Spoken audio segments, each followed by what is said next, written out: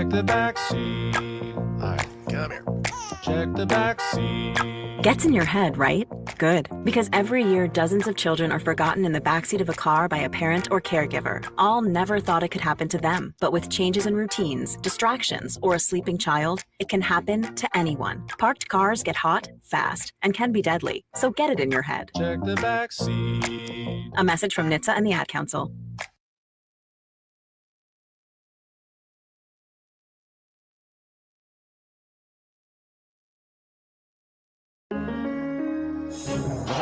Crossover. Oh, killer crossover. Just crossover. It just crossed him over nastily. Another victim to the crossovers. Cross him up and sit him down. Time for the crossover powered by Everlevel Concrete Repair in Omaha at everlevelconcrete.com. John, Josh, Nick, my friends. Hello. Happer. What's Morning, afternoon, evening, good night, wherever you are. Look at John. John, how do you know what time of day it is? You're locked up. It's a good question. You're in The the only Who thing I Scout. know is that there's a lot of country and western shows coming here to the CHI Health Center Really? in the next few months. Well, you know that they turn on the scoreboard and they just rotate through the little Yes. stills, you know. And, Is Scotty McCreery going to be there? What do we got, no, John? but now this one isn't so much country or western. There's something I just missed it. It just went away. But there's like 3 or 4 different. Who? Actually, Ben Godsey is coming. Oh, yeah, Ben he's there like twice a year. Here it is. Gorlami. Parker McCollum. Okay. I know about With that guy. special guests Really? Gary Allen and Josh Hayabat on August the 1st. Who was the guy that Rule went and saw in concert a few weeks ago? Is that guy coming to You mean Omaha? before the Penn State game? Before the 2 days before the Penn Wait State a game? second. Matt Rule went to a concert before a football game? 2 days before one, in fact, John. Wow. Country Wait, singers what? love having One 2 day before birthdays. he left. Yikes. Why? Wouldn't there be a He game likes plan it- or he something likes that has his to be shit. done? Game plan was finished. I was just asking if this was not to sully the the game good plan name was of finished, Matt all Rule. right. This was to ask you if that guy's coming to Omaha. No, I don't know who that was or when. Rascal Flats with Lauren. We know Elaine, about that. Chris We Lane. That's the Life is a Highway tour. You can Yeah, win they're tickets coming. 1620thezone.com. Do we get They'll to be check in here. here? Let's see. Yeah, they're on the Nice. board. It's just a lot Share of country and Omaha. western shows. It's like, Wow, that's do the exciting. rock people even do shows anymore? I just went to a rock Eric concert No, there Church is the all the other other day. country and western All guy. the rock bands are dead, John. They're all old. They're all dead. Rock is dead, John. God, Nick's generation killed that too. Yep. Way to go, Nick. Damn. Jay did sounds like not. John sounds like he's speaking through a can. There's no bass I? in John's voice That's today. how broadcasters Really? sound. Oh, geez. Hi. You're all treble Really? today, John. Okay, that is actually quite a lot better. Really? And this is the same headset I always use. Whoa, yeah. What did you do? Your mic was I didn't definitely. do anything. It was a lot further away. Yeah, I than think you usual. Was it? Got It a wasn't little that far away, closer. was it? Didn't feel like it. Apparently. It felt like it was. Indeed it was. Pesky Blue says, "Oh no, here goes Josh again, disrespecting the N and Rule. Better be careful, or the Blue Sky account is next." Hey, you got to be. People have to see it before they cancel it. Hey, I got a Here's response. another one. They're Hardy Country tour. It's like there's nothing but country and western shows coming here. Well, Country and western and basketball. this is Omaha, the Wherever Texas we be. of the North. Well, it's only appropriate because only the Yeehaw! country and western people can come to shows because of all the construction. They can just power through it with their 4-wheel drive. And their cars. horsies. So I was And thinking there about was. I was thinking about the construction earlier today, and I was like, John will probably be at the arena. I was like, I guess he could do it from the station, but then the I was like, traffic, he yeah. wouldn't get there until like 7:15 if They he don't want left that. after here at 6. Yeah. Yeah. Though I noticed the entry into Lot A was a little bit better. Yeah, so it looked like from the map they put out today that everything like around the arena and the stadium is fine, but Yeah. south of it is now a disaster. The- What are the we construction exactly has doing? moved. This isn't this dumb streetcar thing, is it? I don't. It could have something to do with that. I don't know. Oh, good Streetcar Lord. named construction. Ooh, do you We think should. they're going We to should name the name it streetcar? construction. Yeah, they'll name it It's cool. something I'll name stupid as hell. People Yeah. love naming things. St. Louis. Give it all sorts of names. Oh, that'd be funny. The spirit of St. Louis. No, just Excellent. boom. Get Nice. Bob Costas involved. The spirit of St. Louis too. Electric Boogaloo. Electric Boogaloo. What we should just call Well, it it'll the be an spirit electric of Mayor streetcar, won't Gene. That's basically what that is. But St. they- Louis. No, I get that. Then you're saying, But I want to assign her name to it so when everybody hates it, they know who But if you exactly call It is her vanity project. It is. I have a vanity project. that in Oh. the big ass tower. if you call it that, though, you're implying that she is no longer with us. Do you need to do a Canva of her in the clouds? No, you don't have to. With No, Chubbs Peterson. She's just gone. No, it's like when the Oh. Angels manager laughs, they just put him in the. Mustache Adam says Mean Gene's Dream. There we Nice. go. She didn't do the tower. She didn't do the tower. Who did, Happer? Who did the tower? Was it the president? She didn't do the tower. No, Chance. The tower is very necessary and important. It is very important work. People love working at work, not at home. It's The necessary. employees of Mutual are going to be pumped to be back in the office. So what if it happens to be the biggest building in Omaha now? That It's- wasn't on purpose. They It needed just it. happened. Mutual Omaha. It is going to look pretty cool during the College World Series. 3 towers, 3 towers, 3 skyscrapers. well, it'll be like 2.5 towers because I mean the poor old Woodman will look so. The tiny Woodman's no next to longer a it. tower. the disrespect. here's- John. Not anymore. Don't disrespect the Woodman Tower. It's I love literally the the Woodman tower. It's John- called the tower. John brings up- I'm a big fan of the Woodman Tower, but now it's been dwarfed by all these other. That's what I- okay. Woodman of the world. Oh, it's so stupid. John brings up an interesting question though. As buildings get higher, does the bar for what a skyscraper is, does the floor also get higher? It's like Western Omaha, West Omaha. Yeah. At what point is West Omaha now? Back in the early days, it was 70th Street, and now it's like 206th. Like, is the Empire State Building still a skyscraper when we got that big ass building in Dubai? That's definitely a skyscraper. It's scraping the sky. Oh, that's like in the sky. It's like a sky plunger. But there's buildings that are scraping the sky higher, aren't there? the, by the way, Burj Khalifa. Baymon misunderstood me. He says, "Shut it, Josh. No one wants to turn to the office." That I was attempting sarcasm. He was Yes. being funny. Yeah, going to the office. No, I feel bad for all the Mutual of Omaha people who are getting all their work done. But at they're home. not currently going to the office anymore. No, they haven't gone to the office since COVID. I know this. Did anyone because let them know that it's over? They started working from home. That happened to my mom. My mom, they stopped going to the office years ago. COVID. Yeah. I've So heard- now she works at home and she loves it. I've Dude, heard buildings stories- are cool. Camaraderie, the water cooler. So wow, we do love water coolers. When I was a window tinter, Only when people change them out. Forget We- you were a window tinter. it was a summer job and we went and tinted windows at the Woodman Tower. And there is Did you go up on one of the things? I went like an elevator. No, like the outside platform? No. When window tint, you tint it inside. Okay. Oh. But man, there's Oh, that's no fun. so they were building the baseball stadium. So this would have been the summer of 2010 or 2010, right? That's when they would have been building it. And yeah, man, 10, that 11. view is pretty tight. Dude, I know. I wish we had a cool view. We went to a thing. What's the thing you guys weren't there. We went to Marty's thing at the press club downtown. Oh, thanks for reminding me. Looking that I out the wasn't there. window of that. It's cool. It's beautiful. Yeah, I wish What a we had- city we have. we should rent a floor at a cool building at the new building. Mutual NRG Omaha. Media, cool. Yeah, but Dibs then on you the got to park 69th floor. downtown. What are we gonna Nice. do? Oh yeah, they'll take that out of our paycheck. John, we Never can mind. walk to the Creighton games Oh, that's instead of fun. having to. Well, we could take Well, the street yeah, car. I mean that's one advantage. But the rest of the year, we'd have to park downtown or park way out by wherever the streetcar starts and take the streetcar in. And it just starts at Sounds Blackstone. miserable. It's not that far away. I sounds almost like a miserable existence. I ended up renting an apartment downtown. Happer was over there one time. I I almost remember. rented an apartment at a different apartment downtown that would have been on the 9th floor and would have required me to have a parking garage spot. Mm. And that was actually why I didn't do it, because I wouldn't have been able to afford it.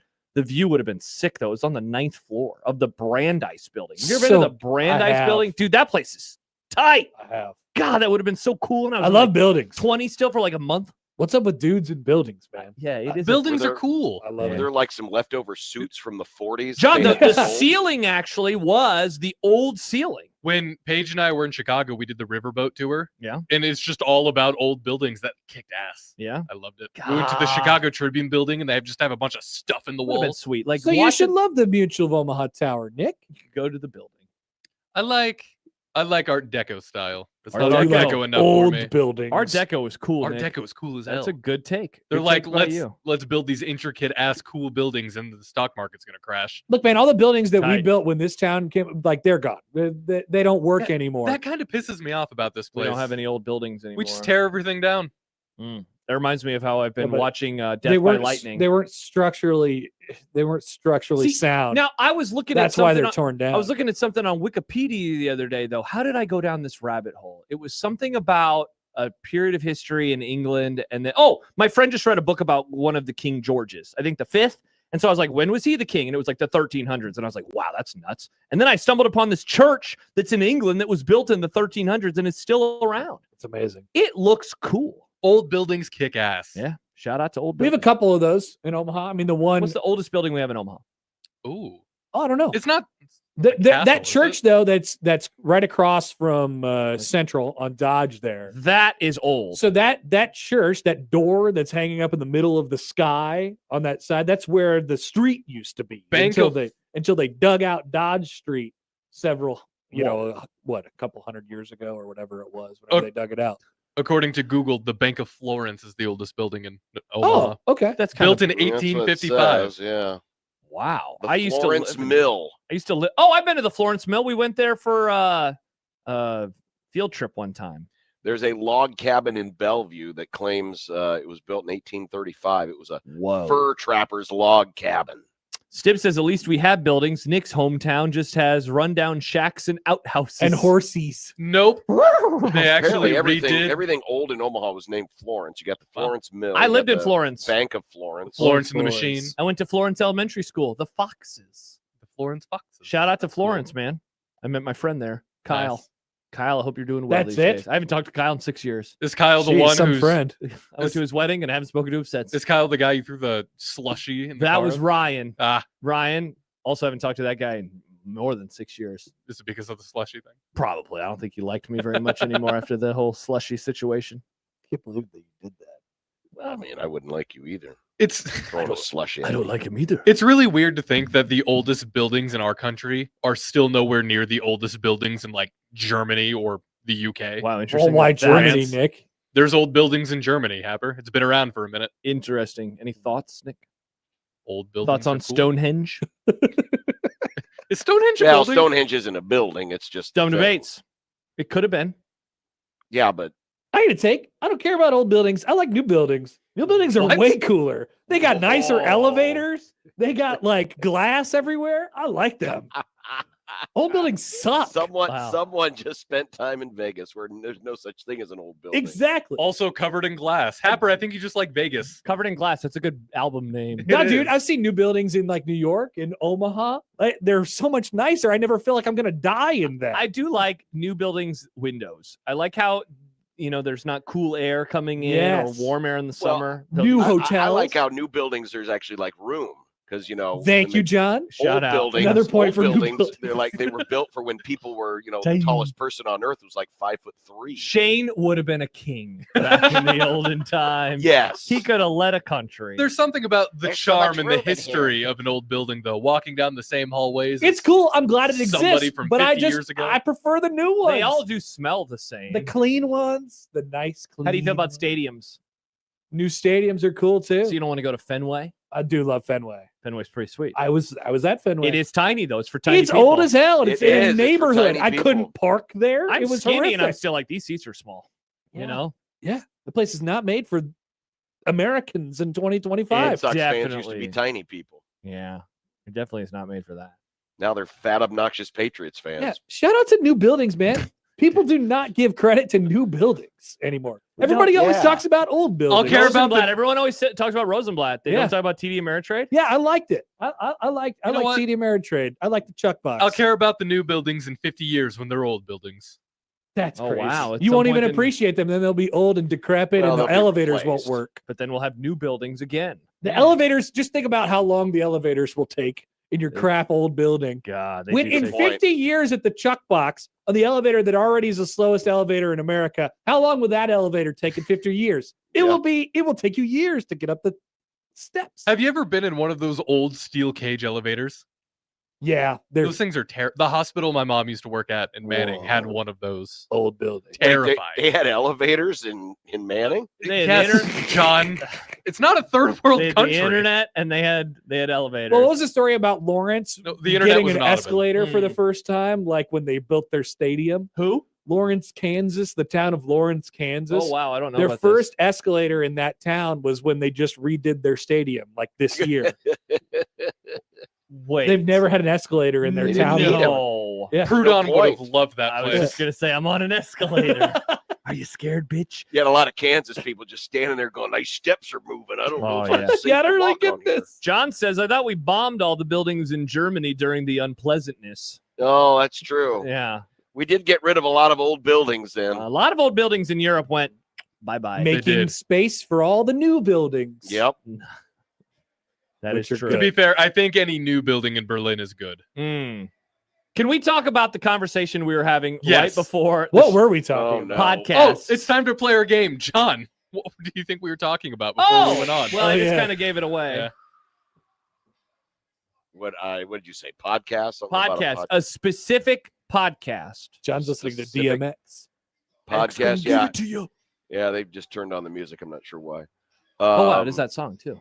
I guess it is his only song. Oh, he got Where the Hood At. Nice. He does have that. I don't recognize it. Anyway, it's about a podcast. I don't know which one. Well, we were talking about cereal. Well, because John was in prison, and you said, "Has anybody ever done a podcast, or is any right or a show?" Somebody said that. A I don't show know who from said it. prison. And I said, Yeah. Adnan Syed, he did a podcast in prison. And then I said, "Whoa, And then we started cereal!" I talking remember about- that. Do you remember Serial, John? I can't remember if you listened to it. No, Okay, It was really good. I eat cereal for breakfast, but this is the other spelling. It was Nope. really good, and then Did it not just listen. it sparked this whole age that lasted pretty briefly of like investigative podcasts. Well, I think those are still out I think there. it's still happening. There's a whole show about it with but like the Selena Gomez. really big and popular ones. Yes.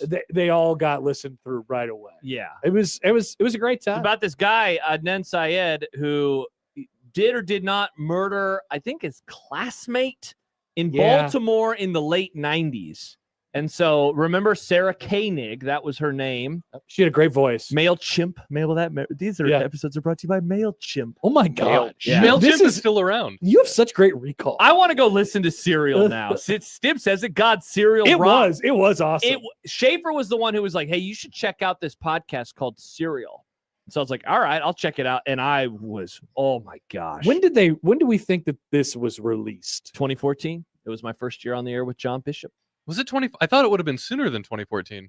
It Because- feels like it would have been sooner. Season 1 was the fall of 2014. I say sooner. I mean earlier than 2014. Because the podcast I used to listen to used to talk about cereal. Yeah.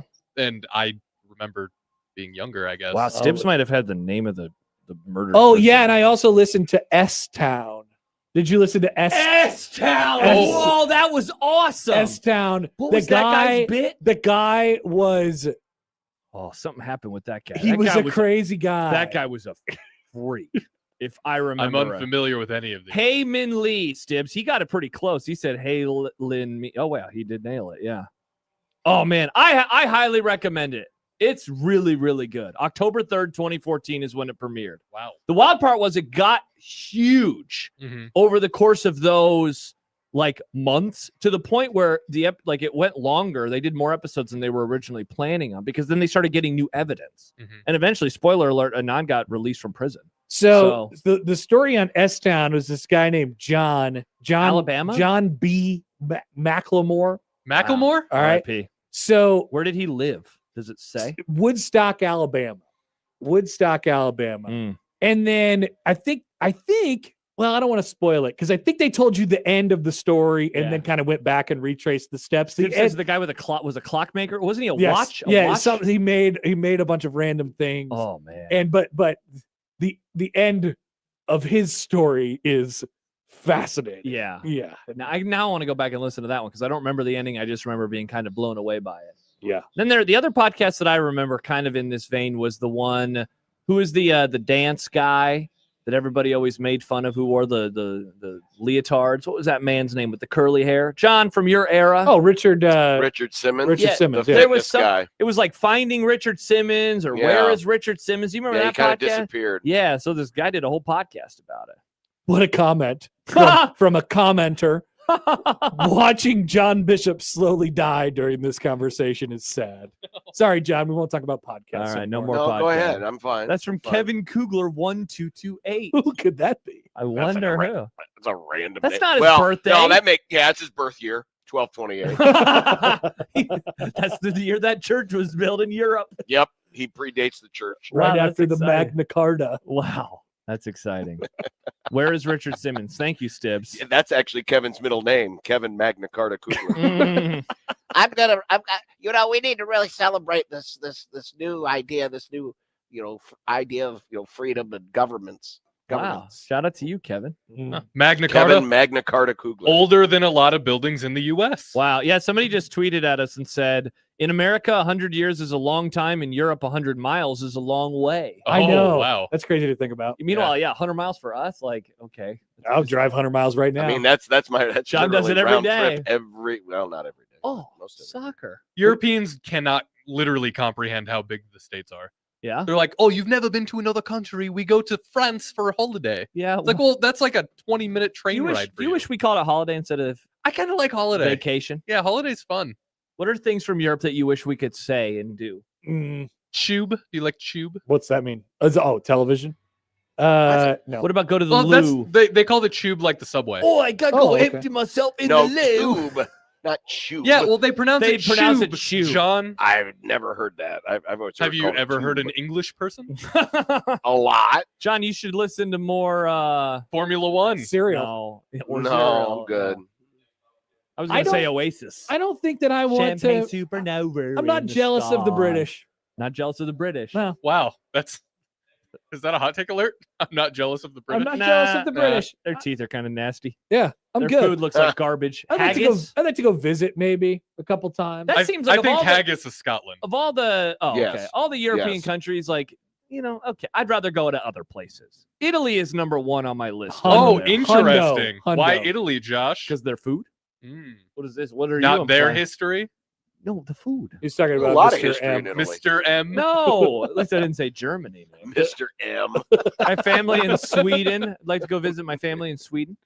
Italy sounds awesome. Oh my God. Doesn't that sound The so cool? pasta. You could go see the Colosseum. Pasta. That's what I want to eat. I just want to eat pasta. I know John. somebody who And went. the bread. Can you imagine the bread? I guess Jack Wow. said this too, but I've known another He person hated the pizza other there. than Jack who hated the pizza in Italy. He hated. Yeah, because he likes Valentino's. His mouth is broken. Yeah, that's true. Fair. I had That's a good had point. actual stadium bells for the first time ever on What Friday. do you think? Bad. Ooh, Better than the regular vowels, though. Wow, them's fighting words. Better than the regular vowels, though. Like it was No, fine. just hard it was disagree. pizza. Hmm. I mean, you know Hard what they disagree. you know what they say about pizza. Even bad pizza is still pretty good pizza. But Yeah. Headley says, if you would have told me to guess Josh's heritage, I would have said Swedish. I do have some Swede in me, if I remember right. These family Pretty members, white, by the dude. way, they moved to Sweden from America. My uncle, my dad's brother, Ted. Shout out to you, Ted. Well, Shout were out to were Ted. they before America? America? They were born and lived in America forever. Right, but their family. Well, you Before got to that. go. It's like great grandfathers and grandmothers, Nick. I'm talking about like early 1900s type stuff. That's wild to come to America that early in the time period and then be like, yeah, let's leave though, because everybody's coming to America at that point. It's weird to think about people leaving No, America. No, they didn't. No, they left like 20 years ago. Oh, okay. My uncle. It's my uncle Gotcha. who lives over I thought there you were saying they came in like with my cousins. the 20s or 30s, No, and no, then no, they no, decided no. to leave. I believe my family came to I America know what's going on here. in Let's the go back. 1800s. Yeah, and they stayed. I don't want cheap land. Most of us are here. Yeah. And then I have some other an aunt and uncle who live in France somewhere. So they're all kicking it over there. I think And a cousin now and her husband and their twins. I think I have some distant relatives still in Germany, in the small town that my Interesting. great grandparents are from. Interesting. They left before the they left before the war. Interesting. They didn't like it. They just saw what was happening and they're like, no, Hmm. All right, But so then they went back. they did not. But you said they live in Germany. No, distant relative, like not the ones who begat me, but So- maybe their But that's what we were just. brothers or Hey, sisters. Happer, what do you got for us? Italy, it's 7 hours ahead of us. So we could do a show. We could go to Italy and we could all do our shows. You would just be doing it kind of in the middle of the night. That sounds awesome. We could have dinner Yeah. and then do our show. I would What just- was for dinner? And have like an evening What was show. for dinner? Or what's for Wow. breakfast? What's for midnight snack? 5 to 9 and 9 to what? 1 in That the sounds morning? hideous. Sounds awesome. And then I don't afterwards, you can know. go out on the street and get some bread. That's what they have in Italy. So if I moved to New Zealand, Focaccia. if I moved to New Zealand, it's 10 a.m. right now. I could do the Connor Happer show, essentially. Wow. That's Wonder what pretty they're cool. talking about on the New Zealand Connor Happer show. Whoa. The New Zealand midday show. I have Kangaroo family from fighting. America that moved here. That's not how they talk. Yeah, that was a terrible That was a accent. British accent. That's not even near New Zealand. Their accent is pretty interesting. It's over there. Australian, basically. It is. It's Australian, but it sounds better. but with a somehow. twist. Yeah. Yeah, I would agree. I like New Zealand. It's like a softer Australia. You is like how the I New would describe it. Zealanders better than the Australians? I think I do. Interesting. I think I'd wonder rather why live that in is. New Zealand than Australia. I Would would you even too. be able to tell the difference? Yo, you can. I've watched shows. But would and you be able to movies. tell the difference? Yeah. Yeah, you can tell the difference Yeah, between I- an Australian accent and a New Zealand accent. I certainly can. New Zealand sounds, I think, a little more proper. Yeah, except it's a bit more softer. Australian sound a little, I don't know. It's like a- Outbacky. Yes. I New Zealand think we is need like- to There's a bring country here, we need bumpkin to- element to Well, it Australia. depends on what part of the Kind of country you're is. from. I mean, they could be from the Nebraska of Australia. What's the Nebraska of Australia? I don't know. Like New Zealand's like oi, and Australia's like oi. Yeah, people forget that Australia is a country continent, the only one we have in the whole world. That's true. I did not forget. They I also think can't if use we most of brought it. in a native Australian and a native New Zealander, No way. we would all get it wrong. No way. No way. I know some very nice, Yep. mild-mannered Australians. Do you? Yes, of That course. live here? That live here. Yeah, yeah. Do we know any New Zealanders? I don't know of any New Zealanders. Let's get them into the show and see if we can guess. Guess that accent. Is that a game Wow. we could play? Is that a Guess little that accent. problematic? Is that racist? Guess that accent. Have producer Josh call the quick trip in New Zealand and the quick trip in Australia. Excellent. Warn them that, like the Husker bowling team is coming or something. The All and there's Blacks gonna are coming in, and there's Yeah. going to be a huge contingent of There's fans. a huge and we have to guess Australian which football quick game. trip we called. Is it the one in New Zealand or is it the one in Australia? Archie Kenneth points- Wilson is coming back. Yeah, Kenneth points it out. Get Archie on the phone. Otson says everyone who's ever played for Nebraska women's basketball is Aussie. Correct. That's true. Oh, that's how you know the Those Australians. are yeah. Those Well, are yeah. your people. There's several of them. Yeah, there several. are. There's so many. There's so many. What is it with this pipeline? I'm not sure. The Australia to Nebraska pipeline. It's very interesting. I'm not sure where they find them all. Hmm. It's pretty amazing. By the way, All Blacks is the name of a rugby team. I Yes. just wanted that out there. Mhm. Put it on the internet that is the name of a rugby team. Josh is only saying that so that his No. car that's covered in a white sheet doesn't get triggered. No, absolutely As not. we do a callback to yesterday's crossover. Wow, absolutely not. Many people knew that already. Well, how about this? We're near the end of the year, and so we're going to start getting those great things from Spotify Wrapped. Hey, I listened to this podcast for 1,200 hours. Wow. Shout out Thomas. Congrats / you're welcome. I was in the top 2% of Zone TV's viewers.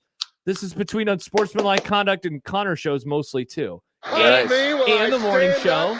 And Don't applause. forget about After Hours and Big Red Overreaction and all of the great shows. Top 2%. 81 videos. 81 Wow. clicks. That is amazing. 81 clicks. Wonder if for I'll us. have one of those emails coming in because I watch your show from time to time. Nope, I didn't get that email. Sad. No, Guess maybe I it's just not ready yet. Yeah, that's true. Maybe we'll get more. Plenty of time. We still have a month. Maybe we'll get more clicks now that I am Whoa. officially verified on Twitter, I saw this. and I just can stream my show on. Show there me now. TweetDeck. Why did you do that? It's right here. Wow, you're jonesing that bad for TweetDeck Well, that I'm banned. I can't even get on it. Yeah, like but just show me a little TweetDeck. I just need a little. I here you just go, need a hit. dude. Yeah, take a little bit. Yeah. See what you want to see. It's You, great. you were that desperate for TweetDeck that you actually paid them. It popped up on my phone, John, and it said it's now $1 for this month, and I said, "Well, that's a really good deal. $1. It's Yeah, but then what does it $1. do? Then how much do they charge you next month? 8. So it goes See, up by that sounds like a pretty bad 800%. deal. Paying $8 to Twitter for features that used to be free. It's is insane. $8. I could just get one less breakfast burrito in the morning. Okay, When that's you view it that way. that's all I I'm gonna would do. rather have the breakfast burrito. One one question: breakfast- would you You rather would have trade TweetDeck one or a breakfast burrito a month for Twitter, Well, there's more sustenance. Why in a breakfast I burrito already than have Twitter. Twitter. I'm already there. but you could just get the same amount of breakfast burritos you would normally get in a month minus one, which is already Yeah, but like a again, lot. what am I getting that I don't already have? TweetDeck. And Well, I haven't had TweetDeck in 3 years, and I haven't missed it. yeah, I don't know. I do. What else do I get? You get unlimited poll questions now, right? Or Poll There's no questions. cap on poll questions. You can reply. You can be a reply guy. I think you can also. Can you get paid? Are you able I to could get? I could stream. I streamed the show today to my Twitter account. That is exciting. Yeah. Are you able to get paid now? I don't know. I don't think your links are going to get throttled either. So it's like good for that. My reason. links don't get throttled, whatever that means. Yeah, there you Man, go, that John. doesn't sound fun. It's weird that you have to My pay links Twitter got just to throttled. not be held hostage by Twitter.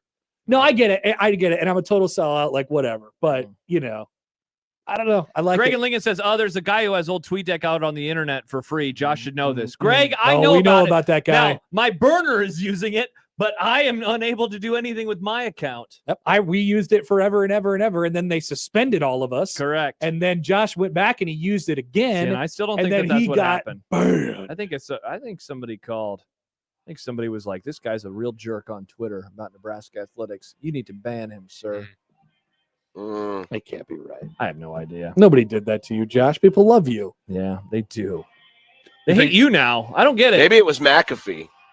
Yeah, you ruined my exclusive. I ruined his moment. Wow. I'm surprised McAfee hasn't tried to get me banned then.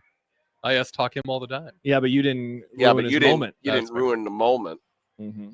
Or maybe it was Wetzel or who was Pete. Who broke the Pete tweets. Pete Thamel. Thamel. You broke my story. Now no one ever will recognize that I had it first. Not that they were still recognized that Josh had it first. No, I don't remember a whole lot of people in the media saying and tagged him. It was Kugler. It was Scott Sevier. Tweederson had this first. It was Schaefer, and it was John. Those are the only media members. I didn't comment on it at Aberrant all. didn't even have a comment, which is why your Twitter still exists. That's true. Mm-hmm. It's Good okay. point. It's all right. Because I didn't quote tweeted it and say Matt Rule got extended, and then just add another sentence to the already tweet where everybody could see it. I didn't do that. Theo says saw a lot of Schadenfreude on Skurs X when their Twitter was suspended. Wow. Oh yeah, I saw that when I came back, and I started reading through the comments, and they were like, "What'd that guy do, idiot?" I'm glad he's gone. It's a better place with Adam. Patrick says, "Geez, classic premium honk, enjoying his check mark with his wine and cheese." That's right, baby. That's right. And one fewer burrito. Premium honk. It's easy. I don't know. Do you eat burritos that often? Are you a Mr. Burrito? I probably will eat 5 to 7 breakfast burritos a month. Oh my god! Well, now you're eating 4 to 6 breakfast burritos a month. I might not have that many in a year. Really? I love breakfast burritos, but I usually make them at home. The only reason I had a breakfast burrito last week was because that was the media food last week at the Mandalay Bay. Yeah, the wet eggs. Yeah, they were the wet eggs. Wet eggs. But they had good hot sauce, so I was good. And you didn't bring me any. Anyway, well, John, you liked hot sauce. I didn't know if you would like this hot sauce, and I was busy. I just thought I liked wet eggs. Sean, you are. I didn't know the eggs were wet. Wet eggs in the voice of Magic Johnson. Maybe eggs. Maybe it's 4 to 6 breakfast. Either way, I think it's very easy to cut back one burrito a month, and then I pay for Twitter. Okay, but it's done. And now you have TweetDeck. Can you do poll questions from TweetDeck, or do you still have to go to regular Twitter to create them? I can do poll questions from TweetDeck. Now we're talking. Mm-hmm. It doesn't matter for you right here. anymore. Yeah, I still don't have it. Let me back. I can do poll questions from regular Twitter. I mean, Yeah, but you have to click to refresh all your tweets. Oh, peasant. But it's free for now. It might only cost me one. And then when it's burrito not a month. free, I'll just leave it. All right, it'll be gone forever. One breakfast burrito a month is the price that I'm willing to pay.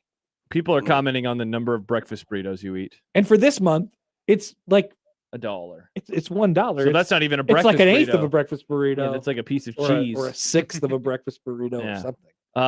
Stib says more than one per week is a lot, and I love breakfast burritos. It's about one a week. I like them too, but it's just not something that I normally have. Yeah, you're not out and about for breakfast time, John. No, I'm not. I'm usually at home. I get me to this morning. It was Pop-Tarts. I think John is also frugal, way more than you are. John is Mr. Frugal. I don't fly to Las Vegas on a whim. That didn't cost any money. Thank you. I didn't even realize that all the stuff that you did was free. Oh, We've been talking a whole lot about I'd only go to Vegas if it's free. And then Mitch Sherman was like, we could do it for free. And you're like, all right, maybe I'll be there. I'm still pissed off I didn't get any tchotchkes from New York after all the pub I gave them last week. Seriously, they should send you something, John. They should have. No, I should have gotten some chips. Do you still have your bet them and Circa? lost them, but I would have had them. Do you still have your Circa chip with you? Oh, you know what? I think I may. You know what? Uh-oh. Whoever cleaned my room has that chip. Oh, that's exciting. Oh, I thought you were going to bring it back. I got a Circa chip. Got it. It was How much just is it sitting there on for? the table. $5. There you go. John has a $25 chip. I had it. Why? Yeah. And now whoever cleaned my room has it. By the way, everyone wants to know, what is your go-to breakfast burrito? Okay, so it's usually one of two options mostly. Sometimes I'll throw in something else. Okay. Taco John's or Amigos. Okay, and what's on it? Taco Or John's has like the nacho cheese in there that kind of sets it apart, which is really good. Sausage and I don't care about bacon. Sausage. Sad. And then the one at Amigos is similar, but they put their thing is instead of like the nacho cheese, they put the white gravy, breakfast gravy in there. Oh, just a little bit of that. I'm not sure if I would want that. It's good. I mean, I love my But John, gravy. you love gravy. You always say I it do, in a but weird I don't way. want it in a breakfast burrito. I like. It's I like not a- I like a overbearing. s- It's in there. It's all kept up nice in there. Like, It's no problem. I'm with No John. problem. I'm with John on this one. Like sometimes there's breakfast pizzas that instead of a cheese sauce, they'll use white gravy as a sauce. I do don't like that. Yeah, that's why I like the Casey's breakfast pizza, the one that doesn't have the gravy on it. Yeah. AKA the bacon one. I got bamboozled by Casey's once. I got a breakfast pizza, then I took a bite. It was the white gravy one. That's the sausage one. Yeah. I'll do some De Those are good. Leon's Those are good time to though. I time. won't- De I won't Leon's lie. burritos. Gah, so good. Every once in a De while, Leon's is very good. I'll stop at Nick's Taco Bell. Hell and yeah, you will. And they always look at me funny because I order lunch basically, and it's 9 o'clock in the morning. I'm like, I want a beefy 5-layer burrito, and they're like, beefy. Dude, okay. They're getting close to getting me with this advertisement with the Frank's Red Hot chicken thing. I am very close to Josh, going and trying you it. should try Is it good? I haven't had it yet, but you should try it. It looks tasty. I like the breakfast burritos at Taco Bell a lot. And Happer, cover your ears. I like on the app where you can modify it, so you can put the creamy chipotle sauce in the burrito for the breakfast burrito. They have It's those on delicious. burrito. Ugh, I love how triggered you get by these things. Yeah, unbelievable. you can just make whatever you want. It's awesome. Modify. Joel says Amigos breakfast flies under the radar. Add me on Team Gravy. I don't think I've ever had breakfast from Amigos. It's good, man. They got they call them Mexi fries. Are they allowed to call them that? I don't know. It sounded a little weird coming out of my mouth, but that's what they call You them. said it with a bit of a sipple growl. I think I triggered Jack Mitchell. Was that with you, John, when we had the discussion recently? And I said I think I've had Amigos like twice in my whole life. I've never had Amigos. What? I've just never had it. He was like, Well, "Are you serious?" Yeah, but you're not of Lincoln. and Correct. There's only like one Amigos in Omaha, right? I believe there's two or There's three. one over by us, right? Isn't there an Amigos where we Well, there's live? Yep, one over the by big Children's flag. Hospital. There's one over right at here. Dodge. Yeah. Then there's one like Pavilion. around 132nd. I think what? it's Pavilion and Center. Okay, It's around there. that's just Omaha still. Yeah, it's just not much of an Omaha thing. No, and then when I It's went to much Lincoln, more of a my Lincoln friends thing. and I, we didn't go there. We usually were like a Wendy's Baconator group. Classic. Oh yeah, remember the The triple classic Baconator? Baconator group. That's how we rolled, Nick. My group was The McChickens. Baconator group hung out with the Van Buren boys. We did go. We did go to get McChickens. You know how a many lot. McChickens I ordered in high school? A lot. I mean, it's way more than enough to pay for several months of Twitter.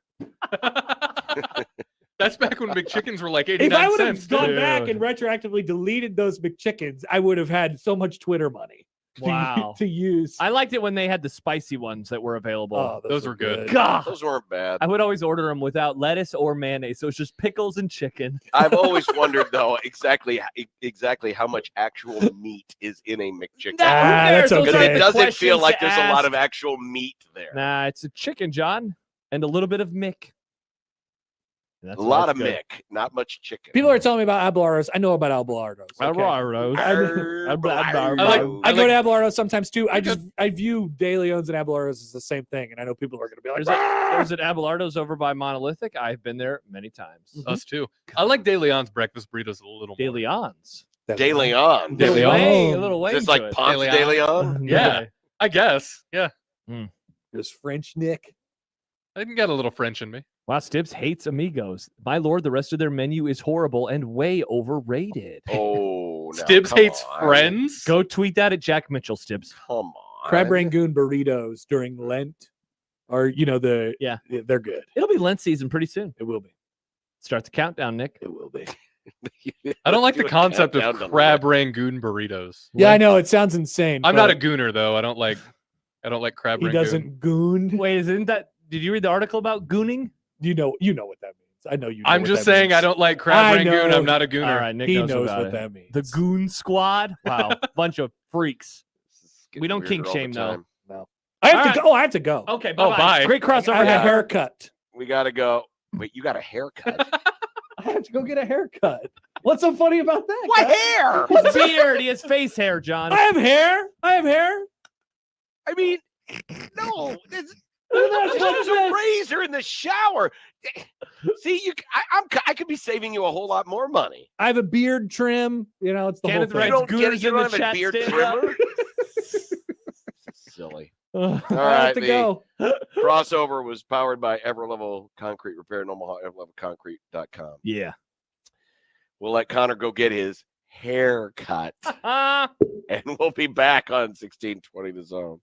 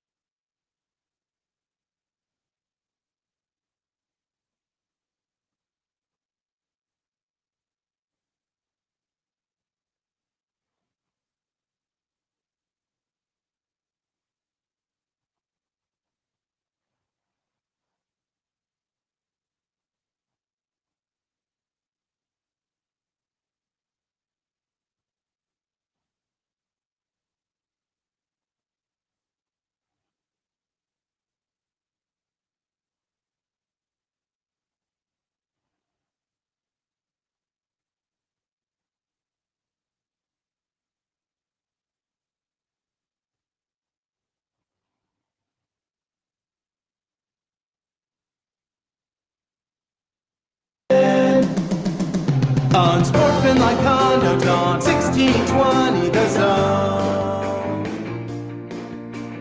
Husker Athletics, Creighton, and yes, UNO. Don't miss a moment, they'll give you your fix. They're on every day from 2 until 6. Spend your afternoons with John, Josh, and Nick.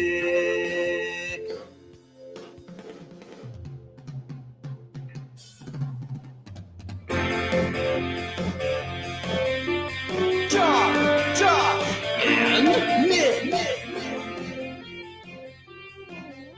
They'll show you what sports talk really is. Oh, it is. Is this Tuesday? I can't even keep track of the days. On a Tuesday. John, it's a Tuesday.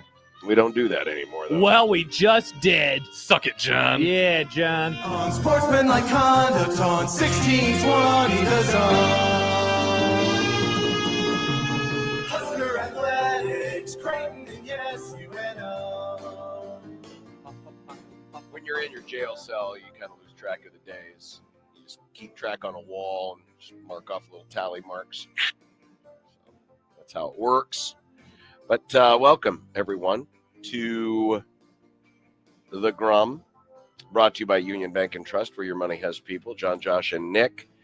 On this Tuesday, tonight, we've got Bluejay basketball against Nichols. It's going to be hard. I'm going to say Nichols State probably 7 times. They don't call themselves Nichols State When did anymore. they remove the state? I had no idea until I saw the tweets about it. I think the official name of the school is still Nichols State. In fact, it's in their notes. But when they refer to them as the team, it is the Nichols Colonels. Just Nichols. Drop the state. It's cleaner that way. Wow. I guess. Yeah. I guess so. But Odd. that's what we got going on tonight. Nice, robust 8 o'clock tip. But, I mean, the trade-off is that now access in and out of Lot A looks like it's normal again. So that's good. That's exciting. Instead of going around through weird construction, and it's so weird. I don't even know what they're doing down here. Never know what they're doing back there. I really the don't. meatloaf. I just know it's been going on forever. Yeah. It feels like they started this road construction when Ole Miss was winning the College World Series. It's how long it's been. Pesky Blues 94 writes, John, should I put a few pennies on Nichols to cover tonight? It seemed that lacks energy and being forced to create their own has me thinking those Matt comments were worrisome after last week. John, your thoughts? I was hoping he's going to continue on the money puns. I don't give gambling advice. Don't do it. Don't do it. I don't want to be responsible if someone, it's bad enough that we get, people who will, call or write nasty grams or do mean things. Grams. It's called Instagram. Egg people's houses because, so-and-so didn't make a certain number of shots to cover my bet. I don't want to be responsible for anyone's gambling losses. So you'll get no gambling advice from me. What about Bart? Can we blame Bart? So the line is 18.5. Bart, your guy. Bart Torvik. Bart has Creighton to win by 23.7 points, and the line is 18.5. There you go, Pesky Blues. Pesky Blues. Now that sounds like an album title. Pesky Blues. It might be. It very well might be. Well, the Grumdown is presented by the referees at John Higgins Weather Card. What changes took place today? So far, none. None at all. None changes took place today. No. Scanning the D.C. rumor mill. No, not the Washington, D.C. rumor mill, the defensive coordinator rumor mill. There's already rumor has it all over the place. A Kel reference from John. Rumor has it. Michael Brunts will be along a little bit later on from Husker247.com. Hell yeah, Brunts, give us some skinny. Congrats on the Sexton. Nice. Penn State. Excellent pun. That's really good. Nice pun by you. Thank you. John. Good job, John. What are we to make of this conference championship week? This seems like an opportunity for you to get on your soapbox again. Which one? Yeah, well. Do they all fit in that jail cell? It's called college football. That is the soapbox.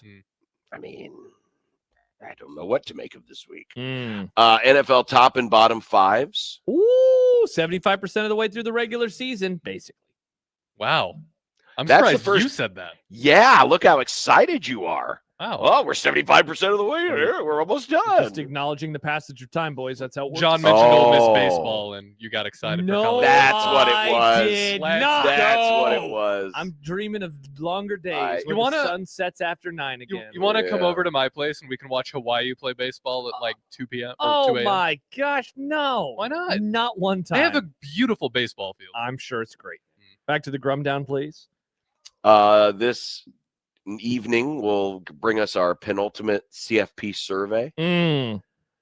This will be the one that will set up the one that will actually be the one that they go off of when they come up with the real playoff bracket. That's true. That's true. It's the concept of the plan for the playoff bracket. Nice. Good reference by you, Nick.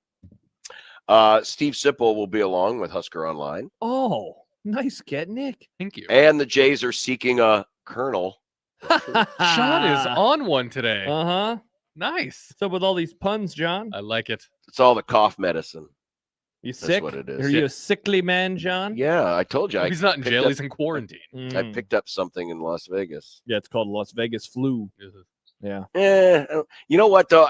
This has been kind of refreshing because this takes me back to the usual cold. You know, the common cold. No one ever has the common cold anymore. It's got to be, it's this virus or that virus. We used to just back in my day call it the common cold. You get a sore throat, and then you get the runny nose, and then you get the congestion, then you get the coughing, and then you're done. So and it's then kind you of going in die. that, and then it's coming. It's going in that pattern. the common cold implies the existence of an uncommon cold, maybe a rare cold, an exotic cold. That's true, Nick. I never thought about it that way. Well, whatever it is, it's passing. Kenneth writes, Irish in. I was just talking to a coworker before the show. He's an Irish fan. He was like, "Oh, I'm worried we're gonna miss the playoff." And I was like, "Really? You think so?" He goes, "Oh yeah, I'm ready. I'm ready for us to miss the playoffs." I'm like, really? He's really pessimistic about Notre Dame. Yeah, he is. Even though they've won 10 in a row. Yeah. Well, we'll see.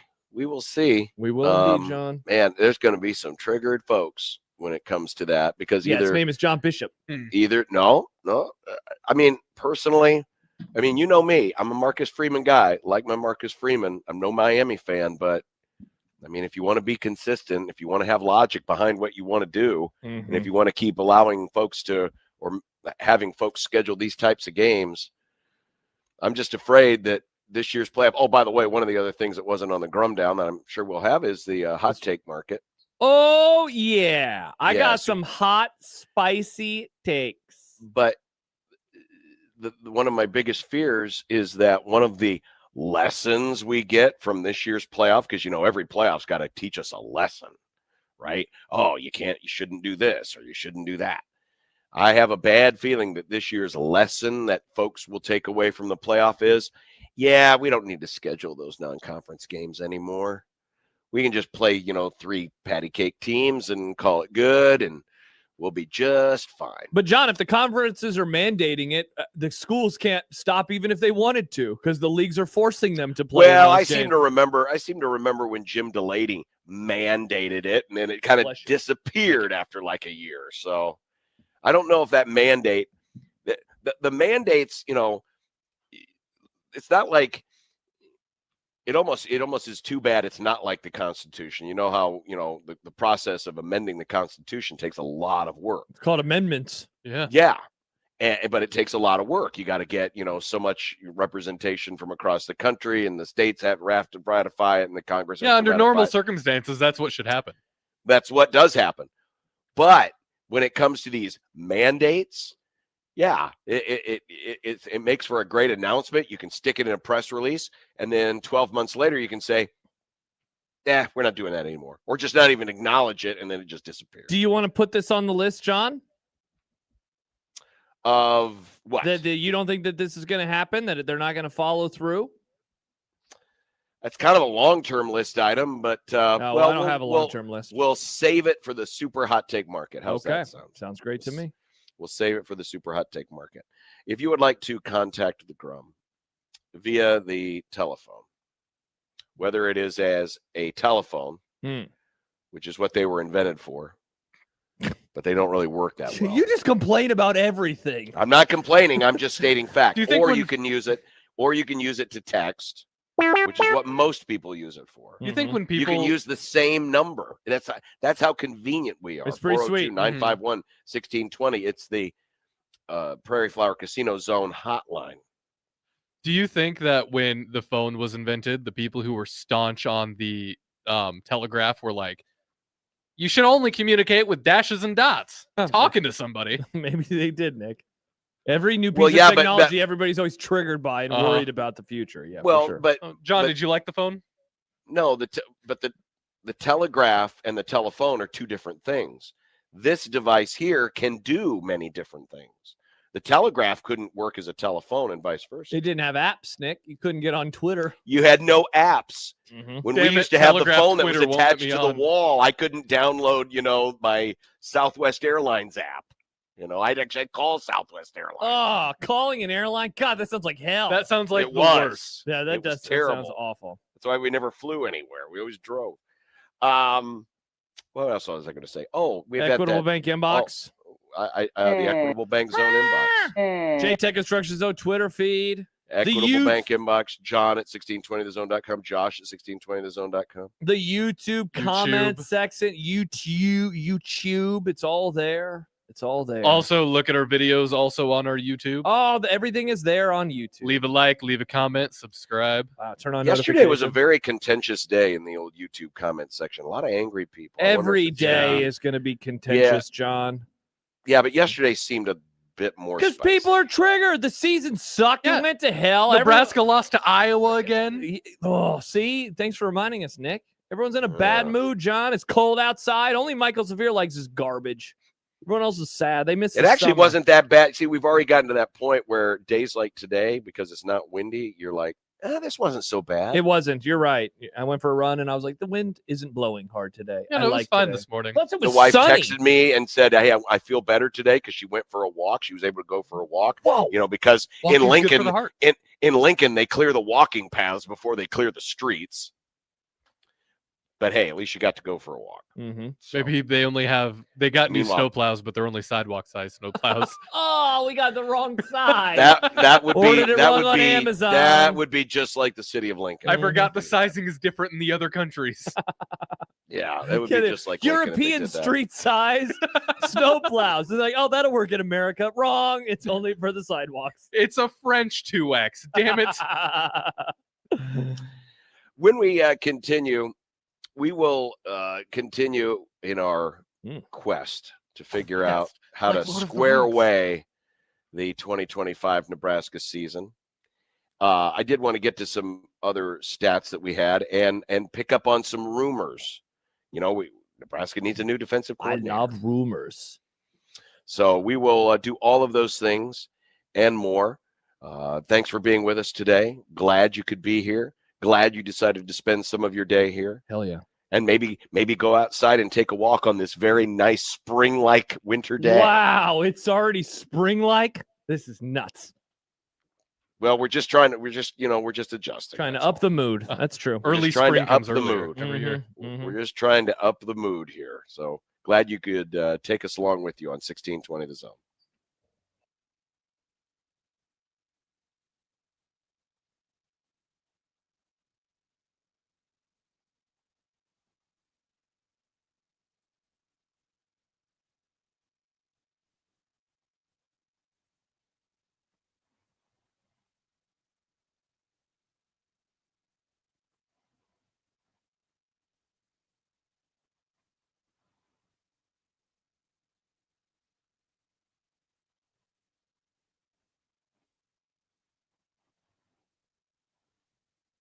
Host is roasting every morning. Host is roasting every day. How does Host Coffee provide the best coffee for your workplace?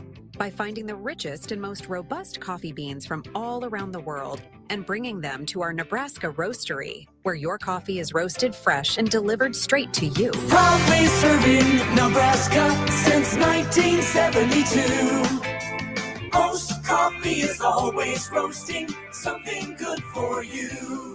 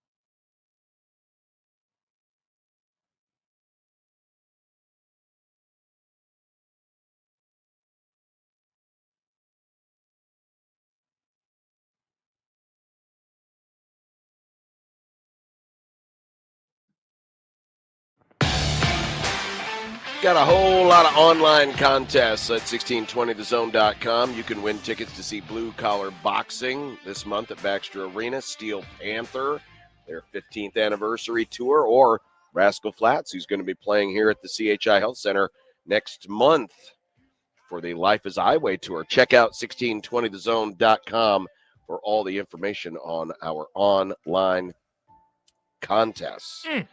So already there are folks who are tracking the flights. Are you still tracking the flights? You still a flight tracker guy? I know people who do, and so I usually just hear from them about what's going down. I still have a few months left on my flight tracker app subscription. Look Want at me to you, look Nick. up something? Maybe we should have you do that, Nick. Well, I got it until April.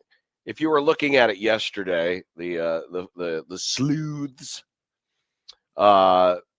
deciphered that perhaps the Nebraska school jet was in Dallas, Texas. Well, the funny thing about that one was it wasn't even flight tracking. Somebody saw a photo, or somebody saw it at the airport and snapped a photo. That's even better. Yeah, exactly. That's better than flight tracking. There's always somebody from Nebraska at an airport. People. That's true, Nick. You are not All wrong. the time. I mean, people from Nebraska do travel. But the rumor was that Nebraska was pursuing SMU's defensive coordinator, Scott. Is it Simmons or Simons? It's Symons. I think it is Simons, but I'll be honest, I am not 100% on that one. Well, either way, according to the Pony Express, which is the On3/Rivals site for SMU football. Yeah. Simons, we'll say it's Simons for now, has been a hot name. He's been mentioned for jobs at Florida State, Texas A&M, and others, but did sign an extension last year. But according to the report from Billy Embody of the Pony Express, I am told not to expect any interest, if there is, to be reciprocated by Simons. I expect him to remain with the Mustangs at this point, and he's turning his attention to the 2026 team and the building process and preparing to win a bowl game. I'm told he is very happy here. He's well compensated, and that I don't think there is anything to this Nebraska rumor. Okay. Of course, people forget Dallas is a big town. I mean, heck, they could have been. They got a lot of quiche. Now, hang on a second. A lot of quiche. And this is dead serious now. No start. Okay. Isn't Dallas, the Dallas-Fort Worth Metroplex, isn't that where the College Football Playoff Committee meets? Yes. And isn't someone from Nebraska on the College Football Playoff Committee? Oh, yeah. That would be Troy Dannon. Yes, he is indeed, John. Good call by you. Now, I don't know if that, I'm not saying he would fly the school's private plane to get down there, but it would make some sense. Sure, yeah, sure. Right? Absolutely, it would. Yeah, that's a great point. That's a great point by you. That's another possibility as well. But Josh, there is another name. Oh, I got one for you too. What's the other name from you? Well, no, I was tossing you a softball. Oh, you were tossing it up to me. I was tossing you a softball. Yeah. So one of the names that I was told late last night, is a man that goes by the name of Mr. Banks. Oh, not another one of these. I know. And John, this man, Tim Banks, I went and looked at him. This isn't going to make you people. went and looked at him. What'd you do? Go peep through his window? Great call. I went and looked at his numbers and what Tennessee's defense has done. John, they've been bad. So I don't know. That's just a name that I had thrown my way last night. Don't know how realistic or if this is actually going down, but it was an interesting name certainly to hear, because then it was like, oh, cool. Let me learn about this guy. Because the fun part about any coaching search, John, when it's coordinators and position coaches, is you're like, ooh, are they any good? Because I've never heard of them before, barring like 3 or 4 in the entire country. Right. Tim Banks' defense have not been very good so far. Not been well, very good, and or at least lately for Tennessee. And the scuttlebutt around, because Josh Heupel, head coach at Tennessee, there's been a lot of rumors about him. There were rumors about him and maybe taking the Penn State job. Correct. And he said he's not interested, Mm-hmm. but that that Banks was perhaps one of those guys. Yeah, that who they might fire. Be sacrificed. Yeesh. So yeah, kind of like now, a Satterfield of the defense, if you will, because people were pissed about him at South Carolina, and then Nebraska did them a service and hired him away. Yeah, listen. Ooh, are you about to defend Tim Banks? No. I'm just saying, if the man for the job, it's very difficult to Mr. find B.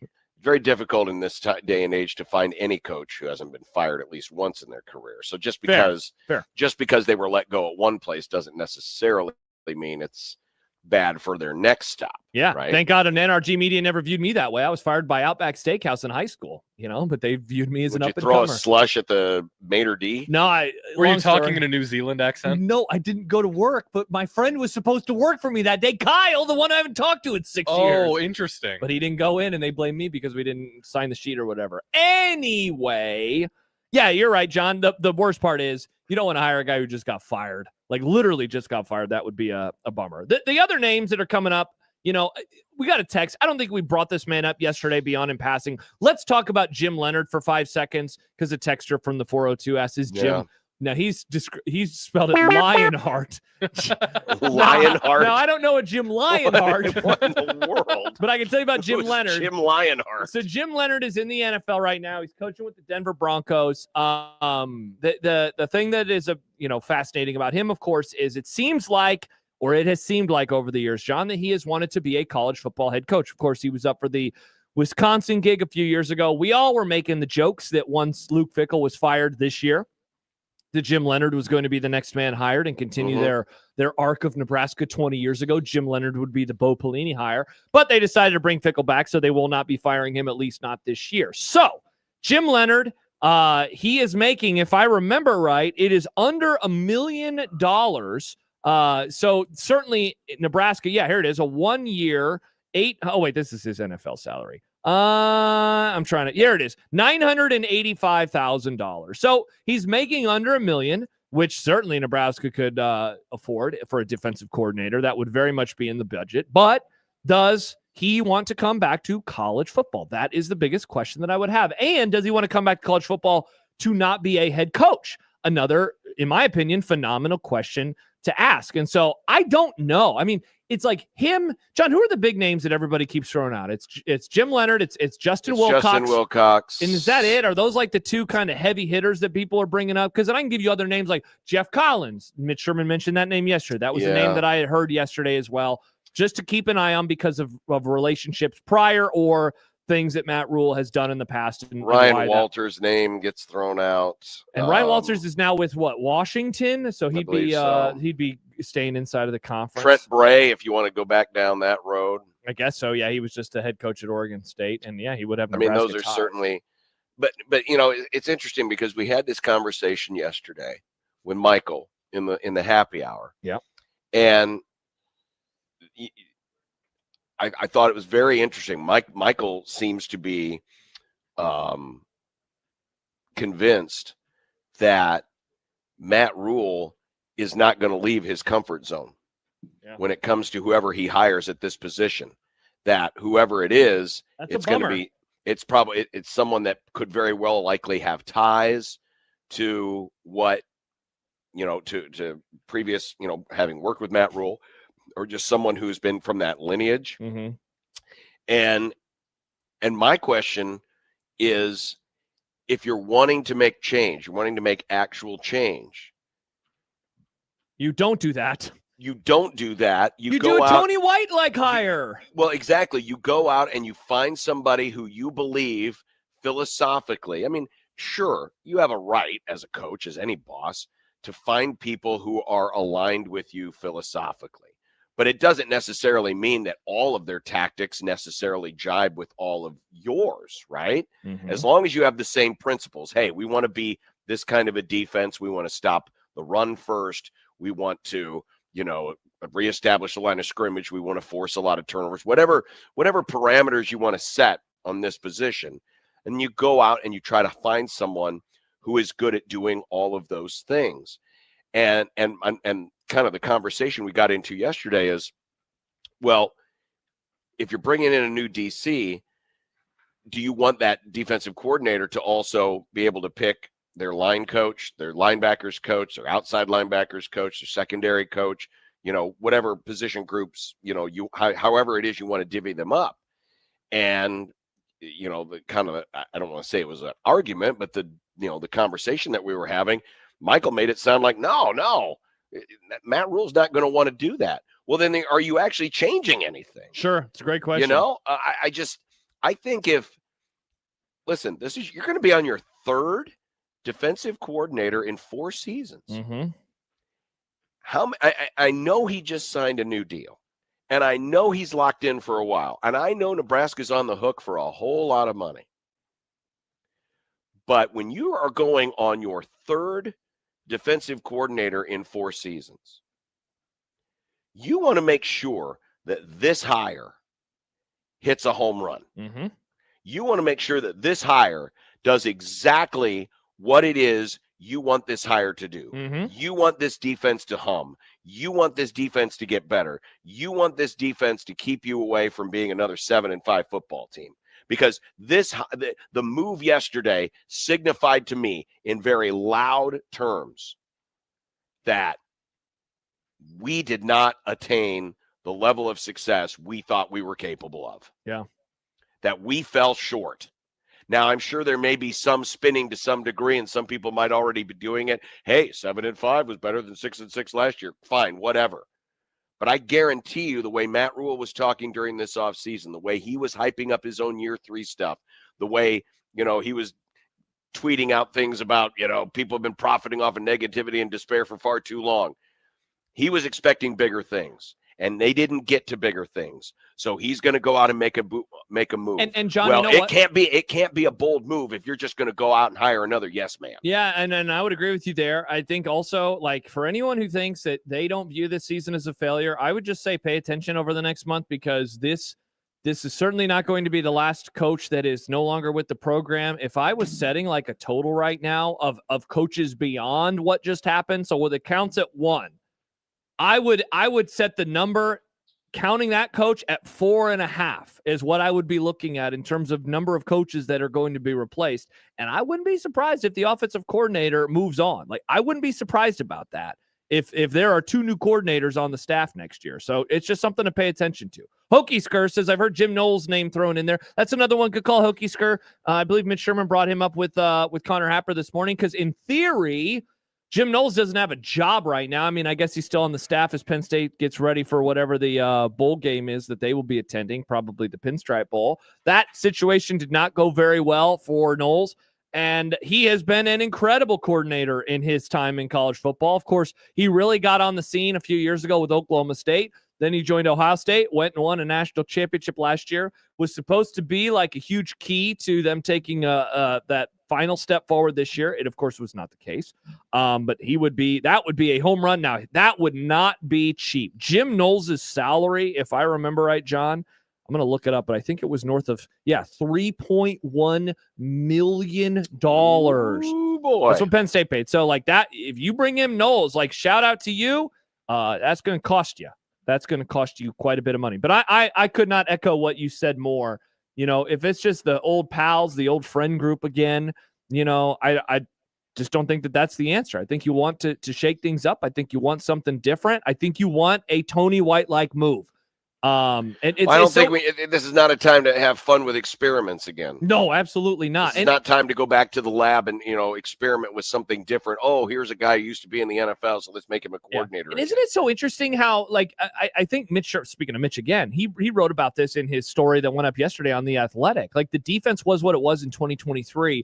2024, Butler comes in, and what did we talk about, John? A year ago at this time, too many cooks are in the kitchen on defense. What's going on that side of the ball? It doesn't seem like they're all on the same page. They've taken a step back. Well, that coincides with Butler's arrival and maybe him getting a bit more of a responsibility from Matt Rule and what the program was trying to do. Then it's his defense overall, and they're kind of hanging on by a thread. They start off 7-3. They start off 5-1. They're 7-3 at one point, and then the bottom completely falls out in the last 2 games of the season. So you can't just try to do what you've been doing over the last year, I guess, and just bringing in somebody who is going to kind of fit the mold, the recent mold. I want the Tony White mold. I want someone who knows what they're doing and can coach a defense like he did. I think this hire is going to tell us an awful lot about just how serious Matt Rule is about changing things up. Because if it's more of the same, I can't expect a whole lot of different results. Yeah, sure. But if it's a bold move, like, even though he did have ties here previously, But like Mike Eckler, that was a bold move. Very bold move. To go out there, and he wasn't somebody that had any Matt Rule ties. Yes, he did have Nebraska ties, but he was also very, very accomplished at what he was doing as a special teams coach. And brought him in. You saw the results. I tend to think, I'm not saying they're going to do this because, whoever those hot free agents are, whether it's any of the names that we've mentioned or anyone else on there might be other more attractive jobs that are open. And so Nebraska may not necessarily get these people, but I would be very surprised if they weren't trying to make another Mike Eckler-like hire, because you saw the results. And again, you can bring somebody in who doesn't have any experience with you, but if philosophically you align, that's what the interview process is about. Sure. It's about getting to meet people, getting to know people, spreading your wings a little bit. And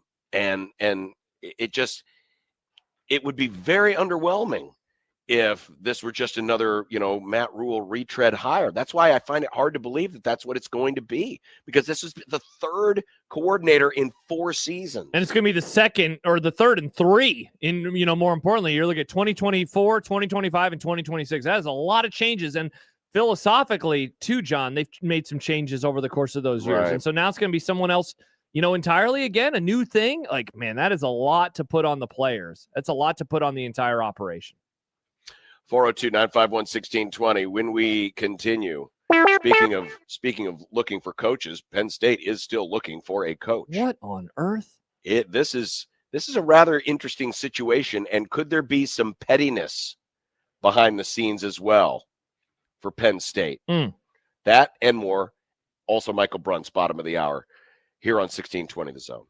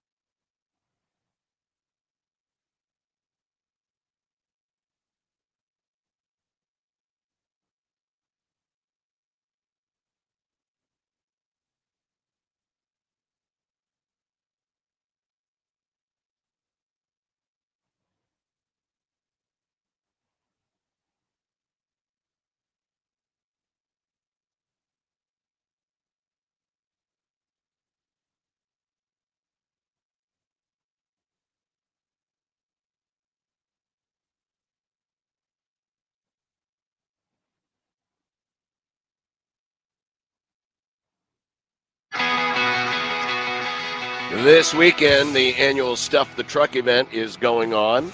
We will be at Westwood Plaza. Yes, this Grum will be taking the show on the road to Westwood Plaza, 123rd and West Center for the Stuff the Truck on Friday.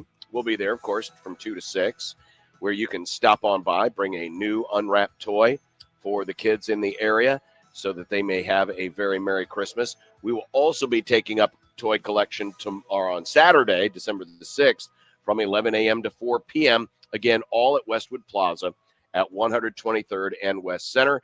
This year's sponsors, Woodhouse Chevy, Molina Healthcare of Nebraska, and Westwood Plaza. I'm glad that they were able to work this out so that we could be there live. Heck And we're not in our parking lot for once. Heck yes. It's going to be great. We're going to have an awesome Friday. We would love to see you there. Yeah. We would love to see you there. I'll be here, but I'd love for Nick, you it's to... okay that you won't be with us. You will do just fine. I just like to help. You will I do like it. to be You there. will press buttons. I like to hang out. I like to see your listeners. I like to say thank you for listening. Speaking of seeing things, I just saw this pass by on Twitter. Oh. From Charlie Weiss Jr. You know him from such hits as I Am Charlie Kiffin. Weiss's I son. was. Oh, that too, yeah. I was the offensive coordinator at Ole Miss under Lane Kiffin. Well, yeah. He just tweeted out, I'm grateful to LSU for allowing me the opportunity to finish this season with Ole Miss. What is that? Coach Kiffin and the LSU administration have been nothing but supportive. I'm excited about the playoff run. So it sounds like Charlie Weiss Jr. will still be calling plays for Ole Miss in the playoff. Yeah, I saw a tweet a few minutes ago from On3 that said he was going to be the play caller for them during the playoff games. Because the rumor was, get on the plane or else you ain't coming. That, yeah, he basically gave an ultimatum to the offensive staff members. He said, if you're not on the plane with me to Baton Rouge, I'm not hiring you to come over to LSU. And he was on the plane. Now, is this a ploy by LSU? Because LSU does, I mean, in a weird, bizarre way, LSU wants Ole Miss to do well in the playoff because they think it will reflect well on their coach. Sure. And so, because the offensive staff was depleted, theoretically, because they had all gotten, basically most of the offensive staff got on the plane and went with Lane Kiffin, that, they were going to have to, scuttle together some kind of an offensive play calling staff. Well, now it sounds like Charlie Weiss is going to be there for the playoff. So it's okay that he is there, but not that Lane Kiffin is there. And I'm not saying that Lane Kiffin should be coaching. He should not. But it is interesting that they're going to welcome Charlie Weiss Jr. back, even though he essentially did the same thing to Ole Miss that, Lane Kiffin did. He said, I'm out of here. Goodbye. I'm leaving. See ya. Yeah. I'm with you. I mean, I do think that LSU definitely wants him to have success because you can use that as a selling point. Look at the roster he was able to put together. Look at what the program that he was able to build. If he could do this at Ole Miss, especially given that LSU thumbs their nose at Ole Miss, if he can do this at Ole Miss, what's he going to be able to do at LSU? So interesting that he's going to be able to coach him, though. It's going to be the approach and how they look and how different everything is, and not to mention they're going to get a home game. And so the pressure of playing there and how the fan base is going to approach it, it's going to be wild. It's going to be wild. Well, at least Ole Miss does have a coach. But Penn State still does not. Correct. Now, this time yesterday, it sounded like all the momentum was that BYU's Kalani Sitake was in heated talks with Penn State to be their next head coach. But last night, things got a little more cloudy. There is a gentleman who covers BYU for Outkick named Liam Blutman, and he had a series of tweets last night that a lot of people glommed onto and said, well, hang on, what's going on here? And some of the tweets he had last night was that Penn State's plan was originally to announce Sitake in and around the championship game after BYU played in it. And that's Saturday. And that's Saturday morning, afternoon, 11 o'clock kick at Jerry World. And that the offer was for $11.5 million for 6 years. Woo! Blutman writes, BYU has actively tried to make this happen since Sitake agreed to terms with Penn State. This has gone past the athletic director. they're doing everything they can to keep Sataki in Provo. This is insane, and all happening the week of a massive BYU game that would clinch a playoff berth. A little more. BYU's emergency team meeting today. Now, this is yesterday, so this is referring back to yesterday. BYU's emergency team meeting Monday was canceled as Sataki has spent time today visiting with prominent members of the BYU football family that includes the widow of Lavelle Edwards, the legendary former BYU coach. BYU has gone to the church, capital C. As you all know, of course, they're tied in with the Seventh-day Adventist Church. They have gone to the church, capital C, asking for more money. BYU is trying hard to make this miracle happen and has gone above the athletic director in doing so. Now, did you say that report said that he did not go to the team meeting? Well, that the team meeting apparently was canceled. Okay, because CBS Sports reported earlier today that he did meet with the team, per a source, and that he did not shoot down the Penn State rumors inside of that meeting. And so that would have been yesterday. That said, They also said that he has emerged, of course, as their top target, but he has been offered, let's see, sources tell CBS Sports that BYU is making an aggressive push over the last 24 hours. And this story is from today. So the timeline of that fits to keep him home. There is some optimism on BYU's side and talking with sources that they may be able to retain Sataki. And that's Chris Hummer and Matt Zenitz from CBSSports.com who had that earlier today. Could this Penn State opening get yet another coach a big contract boost at their existing school? I mean, it's already sunk Indiana for more money for Kurt Cignetti. Obviously, Matt Rule at Nebraska. There was one other one. Say him again. Rule, obviously Rule, Cignetti. There was somebody else I thought that got a contract extension that. Eli Drinkwitz. Yep. At Missouri, and now possibly Sataki at BYU. Yeah. This has turned into. I mean, this has been. We're at Steve Peterson, 40-day, 40-night coaching search here. Yeah, let's see. He got fired officially October 12th. How long ago was October 12th? October 12th was 51 days. Now, in fairness to Penn State, and I don't like being fair to Penn State, but to compare them to the Steve Peterson 40-day, 40-night is just a little off because, of course, this firing happened in season. That said, now I will crap on Penn State.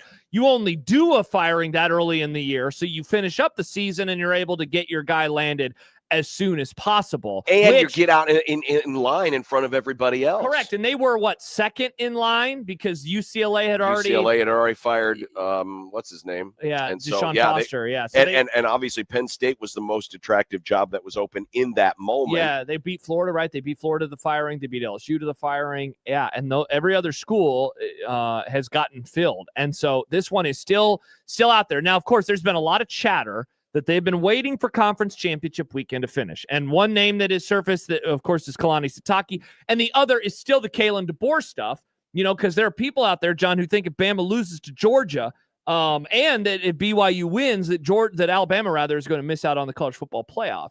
And so I still don't know exactly what is happening in that regard.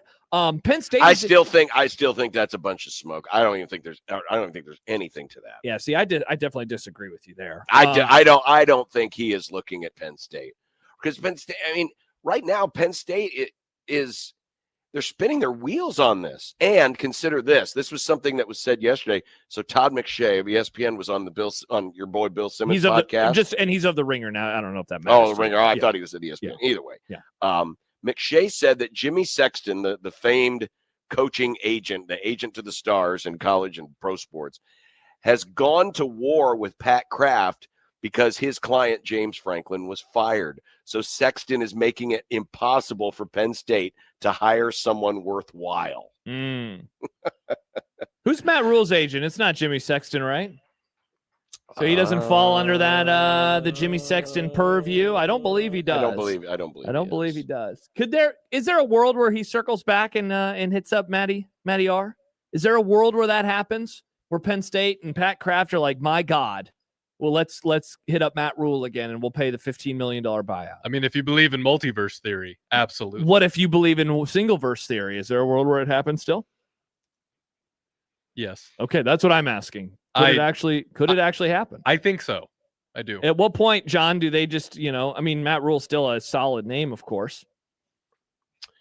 Anders says, didn't Franklin get paid? What's his agent's problem? Franklin did get paid. It's a good question. Why would you get mad? By the way, Hockey Dad points out they're not Seventh Day. They're the Mormon church, John. Oh, I get them confused. So sorry. Yeah, I just say Mormons.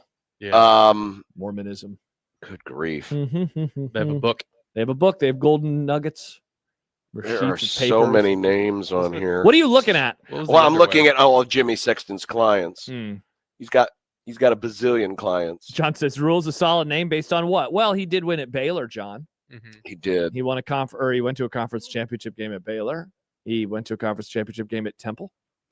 Yeah. Up until now, he had a bunch of year 3 bumps. Up until now, he did. He has a podcast, a very popular podcast. He frequently goes on national talk shows. He's his ear to the ground on what's going down. I am not ready to say sells cars that Penn State is going to circle back around to Matt Rule anytime soon. It will get more interesting if BYU comes to the table and gets Sataki to stay. Well, John, you ready for this? According to Pete Thamel, Kalani Sataki has begun to inform people that he intends to stay at BYU 55 seconds ago. So there you go. We got to come up with a name for this. Is this the Penn State effect? The craft work? Dude, they're getting the bag. This is great. What do you think about that, John? I love it. All right, so you were literally just saying, why don't you finish the sentence now, John, that stuff is going down? Your thoughts? Nice. What could this mean for Nebraska's head coach? Has there ever been a coaching search in history that has involved this many raises for coaches? That's a good question. Well, I mean, this I don't know. I feel like this is still pretty early on, but man, the dollar amount alone, it's certainly yeah.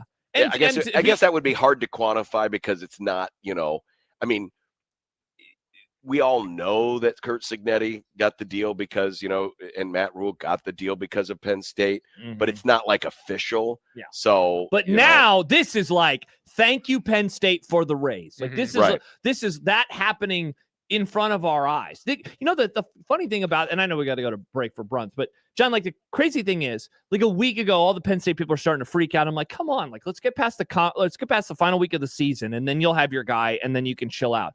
And then it was like, okay, so maybe the coach is coaching conference championship weekend. Now, oh my gosh, if I am then, I'm going to hop, you know what? During the break, I'm going to go to the message boards because I bet they're losing their minds over there right now. Something to ponder. Yeah. Do you think there's a world where Pat Kraft doesn't get fired within the next year?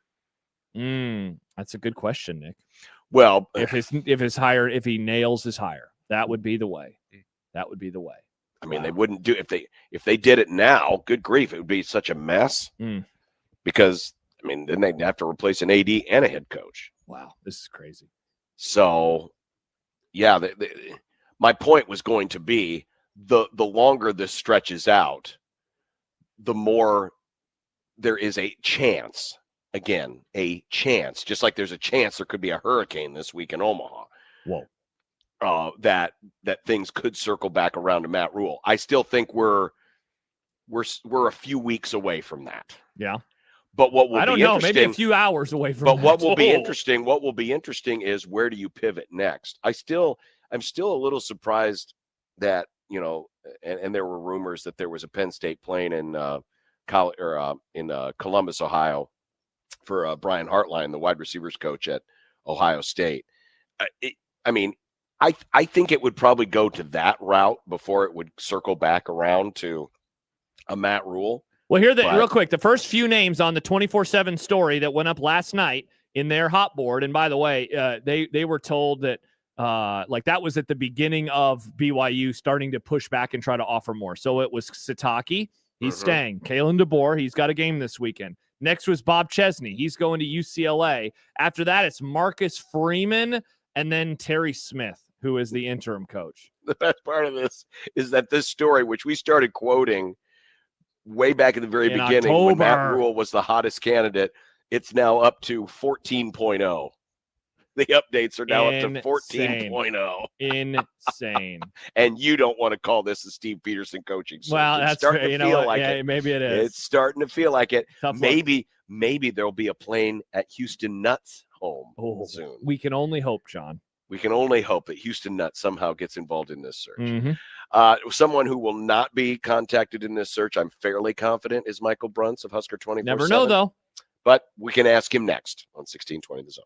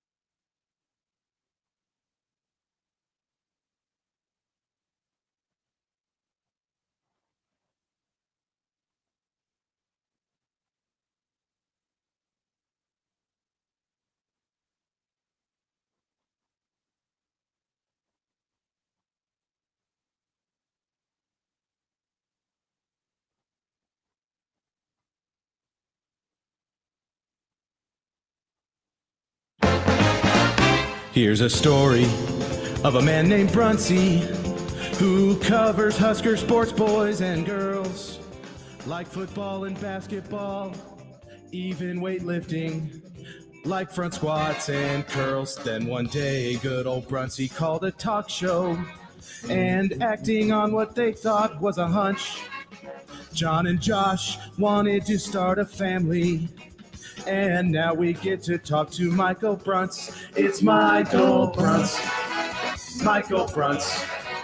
Now we get to talk to Michael Bruntz. Of Husker247.com. Brunsey, good afternoon. How are you doing today? Not bad. Just keeping up on the blow-by-blow account of what's going on over in central Pennsylvania today. Yeah, what on earth, Bruns? What is happening with this job search? It's I would read an article on just what this search has done for GDP around the country with all the coaches that have gotten deals off of it. Oh my God, there's small countries that don't make that much kind of money. Yeah, they're like a banana republic up there. But yeah, it's I'm curious to see where this goes. This has to be Heartline now, right? Like that's the pivot here. I mean, that could be one. Josh still thinks that maybe DeBoer is still I on still the think table. DeBoer is in play, Bruns. John says that I'm I an think idiot. I think you and Penn State are wish casting that. What do you think, Bruns? I mean, that would be a heck of a soft landing for the folks up there. Yes. Yeah. I mean, are we almost like Houston Nutt territory here? Like, where are we at? I already made that joke. Yep, his name's come up quite a bit today. Now, this might sound like I'm joking. Are you a little surprised that Brian Kelly's name hasn't come up? Oh. A little bit. He's out there. I mean, he's literally a free agent. He is older, though, right? He is on the older side. Is that why they want someone young? He's 64, I guess. That's Signetti's age. So I don't know. Maybe not. Yeah, I don't know. It's age might not be a factor in a few days here if this goes on much longer, I guess. But yeah, I don't know. It's fascinating that they can't get somebody to say yes. Brunt's level of surprise for you, speaking of coaching moves, level of surprise when it came down yesterday that John Butler would no longer be Nebraska's defensive coordinator effective immediately. Fairly high. And not, I guess not, it was more the timing of it, I guess. Like, I think that was probably more the surprise was just the quickness of things. But I don't know. I mean, I guess it's kind of like everything else in college football nowadays. If you're trying to hire somebody, you want to get into the pool as quickly as you can. But no, I think it was more kind of the timing of things. And I think, when you really kind of drill down into numbers and trends and things like that, it makes sense that the decision that was made.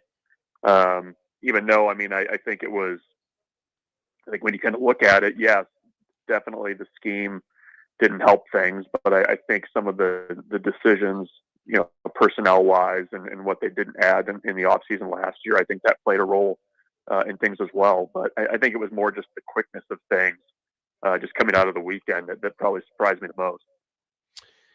So when it comes to whoever is next, obviously we always look to people who have had ties to Matt Rule in the past, or people, who have some kind of connection with him.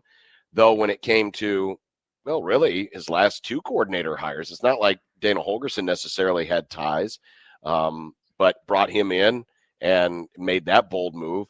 Did the same thing when it came to Mike Eckler. They had no previous ties. It seems like there's a couple of different ways they could go about it here. My gut tells me that if you're going to make a move like this after only 1 year, and it's going to be your third defensive coordinator in 4 years, that you're going to swing pretty hard for this one. And you're going to go for somebody out there who's a big name or has a big reputation for coaching defense versus necessarily someone who might fit your comfort zone. What's your gut tell you about, which direction Matt Rule is going to take here?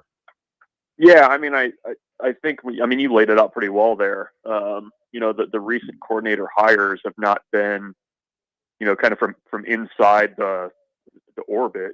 And even, he had connections with Tony White, but I would still consider him to be outside of that kind of initial circle of trust that the first staff was largely made up of. So, yeah, I mean, I think when you kind of are resetting things again, I think you need to make sure that the fit is good. If you get somebody that's maybe a little bit more lighter on experience, I mean, I think you have to have a fair amount of comfort that person's going to get the job done. I mean, I think you're kind of past the taking flyers on guys or, bringing in a coordinator that you feel like you need to kind of bring along, I guess, kind of coach the coaches. I mean, I think we're probably past that at this point. So, I think they can cast a wide net. I think that that they should not have too much trouble attracting a good group of candidates or being able to be competitive for whoever they're looking for. I mean, I don't think Nebraska has to skimp on salary or anything like that. So, I think it's just got to be the right fit. And I'm kind of curious to see, what the defensive staff as a whole, I mean, what does that group kind of look like, when we get to spring ball? Because,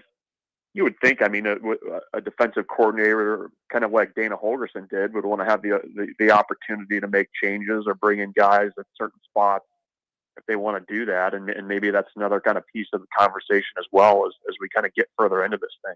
Yeah, Brent, so I was going to ask you about that because, I imagine you're hearing similar things that I am, that this is not, going to be the first move, and certainly a new defensive coordinator should, in my opinion, be given kind of free reign in what they want to do. If you were like setting a total number, how many changes could we be looking at for Nebraska's coaching staff this offseason? Yeah, I mean, I think you'll see a couple. I mean, I would be surprised if it was, less than two. I think you just got to look at what Matt Rule has said about things. I mean, I think they have seen that they need to get the lines on both sides of the ball figured out, however that goes. I think you'll have some natural movement just based on jobs that are, being filled around the country and staffs having to be filled out at different places. So, I know he said a few weeks ago that he feels pretty good about the group, but I just think the natural course of things, you're going to have some movement regardless. So, I don't know. I mean, I think in some ways too, the new contract or the extra years, I think it kind of put into focus a little bit more. You got to kind of get these things dialed in now. You're past year 3, and you kind of know what the road forward is. I just got to find the right guys to get you there. So, if you're bringing in a new coordinator, I mean, I think whoever that person is going to take a look at who you have there, and whether or not they feel like the people that are in those assistant roles can help to bring in players that you're going to need. I mean, regardless of who it is, I mean, I think you're going to have to add a significant amount of talent on that defensive side of the ball through the portal to be able to kind of make that next step as a team next year. Michael Bruntz of Husker247.com joining us on the Prairie Flower Casino Zone hotline. If you had to set an over-under right now on the current, if we just looked at the 2 deep, how many players will opt out of the bowl, either because of NFL prospects or transfer portal interests? Would you be surprised if it was a high number, or at least a number that was greater than 3? Let's see. Because I'm of the opinion that Emmett Johnson's not playing in the bowl game. That's my opinion. I think there's a few guys that I would. If it was over 3, I don't think it would surprise me. Okay. I think there's a number of veteran guys that would maybe take another opportunity to put some good film on tape or some good plays on film. The thing that I hadn't really kind of considered either is, I mean, you've got guys like, Heinrich Harburg, who are still kind of, needing to develop in some ways, to where there might actually be some more value for those guys in those 15 bowl practices and maybe what their future holds. But I mean, I could see, I would be surprised if Emmett played. Has a guy like Dane Key shown enough? As he kind of looks forward to what's next. I'm trying to think who else would kind of fit that role. I don't know. I mean, I think you could get to 3 pretty easily, and especially, the wrench in all this is, with guys kind of knowing they're going to enter the portal, are they going to continue to play? I guess there's maybe some NIL considerations there about, when that final payment's made, but 3 wouldn't surprise me. I mean, I think you could get there. Bruntz, there have been signing days over the years where the story was anything but the signing class. I remember a Bo Pelini one that he did over his phone because there was like a snowstorm, and it was remember that about the coaching hires that were or weren't made and that hadn't been announced officially. Tomorrow it's so weird because there's been zero chatter about this signing class. What is it? 9 players that are going to sign. So the discussion, in my opinion, and maybe you can correct me here, I'm guessing it's going to be a lot about what's next, the future of the program, coaches. Like what in your mind is the most important question that you are looking to get answered tomorrow afternoon when Matt Rule speaks? I mean, I don't think it's about the class of 26. No, absolutely not. No, I mean, I think, I mean, it's going to be a lot of defensive coordinator talk. It's going to be a lot of big picture type things. I know he kind of started to go there a little bit after the game on Friday, but I mean, this is almost functioning, I guess, as kind of the end of the year press conference in some ways, and setting the table for what this, this next 6-7 weeks is going to look like. I mean, that's the news tomorrow, and all apologies to 5-star corner Danny Odom, who's going to be signing tomorrow, but so much of it, and for a while, has just kind of been big picture stuff about the program. I mean, it's been a really quiet, finish to this 26 class. They were linked to a lot of JUCO guys in the last couple of weeks, none of whom ended up visiting. It's been very clear that they've moved on quite a bit to this 27 class, which is, number 5 in the country right now, I think, according to 24/7 Sports. So it's, all going to be, defensive coordinator talk, what other changes need to be made, off-season type stuff. Like, I mean, I just think that's what it's setting up to be. So maybe you get your 4 or 5 questions about the recruiting class, and then I think away we go on the other topics. Well, that'll be an interesting listen tomorrow, no doubt, and we'll certainly have some of that audio for you here on the Grum on Wednesday. And, of course, Michael Bruns, BC, Husker 247, will be covering it as well. Brunsey, I did get a chance to spy your new ballpark in Las Vegas. It's coming along nicely. I can see things rising from the ground, many cranes. Oh, many cranes. Wow. Yeah. And man, if you're staying on that south end of the strip, it could be a rather inviting place to go to catch a ball game and pay way too much money for concessions and whatever else they're selling there. But the new home of the Athletics is rising from the ground. Wow. It's you were there last year. I think you saw a little bit of it last year after they broke ground, right? Yeah, it was just a big old lot. Yeah. It was a big pile of dirt. Nick lost his Frisbee in it. That's true. Good. Yeah. Well, I mean, good for them. We'll see what rises from the ashes. There. Yes. I was going to say something else, but this is a family show. So. All right, Brunsey, take care. Have a good one. Bye, Bruns. Yep. Take care, guys. Yep. Michael Bruns of Husker247.com. Poor Bruns. Does he even like the A's anymore? I'm going to text him. Bruns, do you like the A's still? Well, he's stuck with them this long. Why would he still like the A's? Why wouldn't he? Why wouldn't he? Some people give up on their teams when they leave. Like, you're one of the few, John, that I never did. I know. I said some. I didn't say everybody, including John Bishop. I said they're some. losers. I think it's like Cowboys fans are losers. I think if you have a Above team 500. that has ownership like the A's or the Cowboys, you should be allowed to switch your team. Yeah. Well, my team's above 500. And I like George Pickens. And Jared Jones, apparently. I've never lived in either L.A. or Chicago or St. Louis. I didn't pick them because of the town they were in. Bruns says he does still like the team. I will not read his second sentence, though. I will not read his second sentence. Probably not. Go A's! Probably a good suggestion. Oh, I mean, Kenneth. What's Chinander up to these days? Oh, John, Chins! Your boy Chins. Remember Whips and Chins? Whips and Chins. Oh, remember that open? That was a good open. Wow. Yeah, Whips and Chins. I forgot about that. Well, we'll find out soon enough. But maybe. Man, Penn State. Tough, baby. This is so good. It's tough. Now the Athletic is reporting it, so he is indeed staying. Oh, I mean, everybody is reporting it now. Where will they pivot next? I mean, look, he mentioned the guy that I was saying, John, if Rule left, that I wanted Nebraska to go after, but he's still got games to coach. He has Bob Diaco? No, Brian Hartline, you turd. Oh. Brian I mentioned that before. I mean, he's a good coach. First timer, though. That's the thing, First timer. When you make a move like Penn State did, you can't. It makes it more difficult to go out and hire a first-time coach. Sure.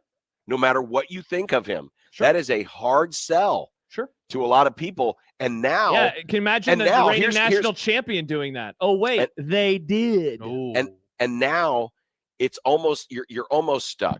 You're almost stuck with having to throw everything possible at an established coach. Going back to your theory about Kalen DeBoer, where you can salvage what has been a If they got painful last DeBoer, it would 50 salvage days. everything, 100%. But if you don't, which they probably won't, you're going to look like a real big idiot. You've got a huge sales job, no Yep. matter who you get. That's why it's a Huge good thing sales he has the phone number, the personal phone number of a sitting head coach who is currently above 500 at his school. He could give him a call, but still is, John. And if he hired him today, he'd be above 500 at that school forever. You realize that his team's record was one game better than Penn State's record was this year. Mm-hmm. And they lost to Penn State, so in a way, it doesn't even count. Oof. Yeah, that's the other thing. By a billion. He laid a giant egg. Yeah. A giant rotten egg. But he also could bring his quarterback along, because remember, Penn State Which one? Switching to Adidas. Which one? The Adidas boy. I mean, they're both Adidas boys right now. I guess but one of them actually has a deal himself personally with Adidas. Yeah, we call him Mr. Adidas. Personal with Adidas, personally. All right, when we continue, we got some emails, we got some correspondence we can catch up on. The sack. And also, I want to discuss how interesting is this conference championship weekend? It is the most unique one I think we've ever had. And more on. The Pat Kraft Show continues after this on 1620 The Zone.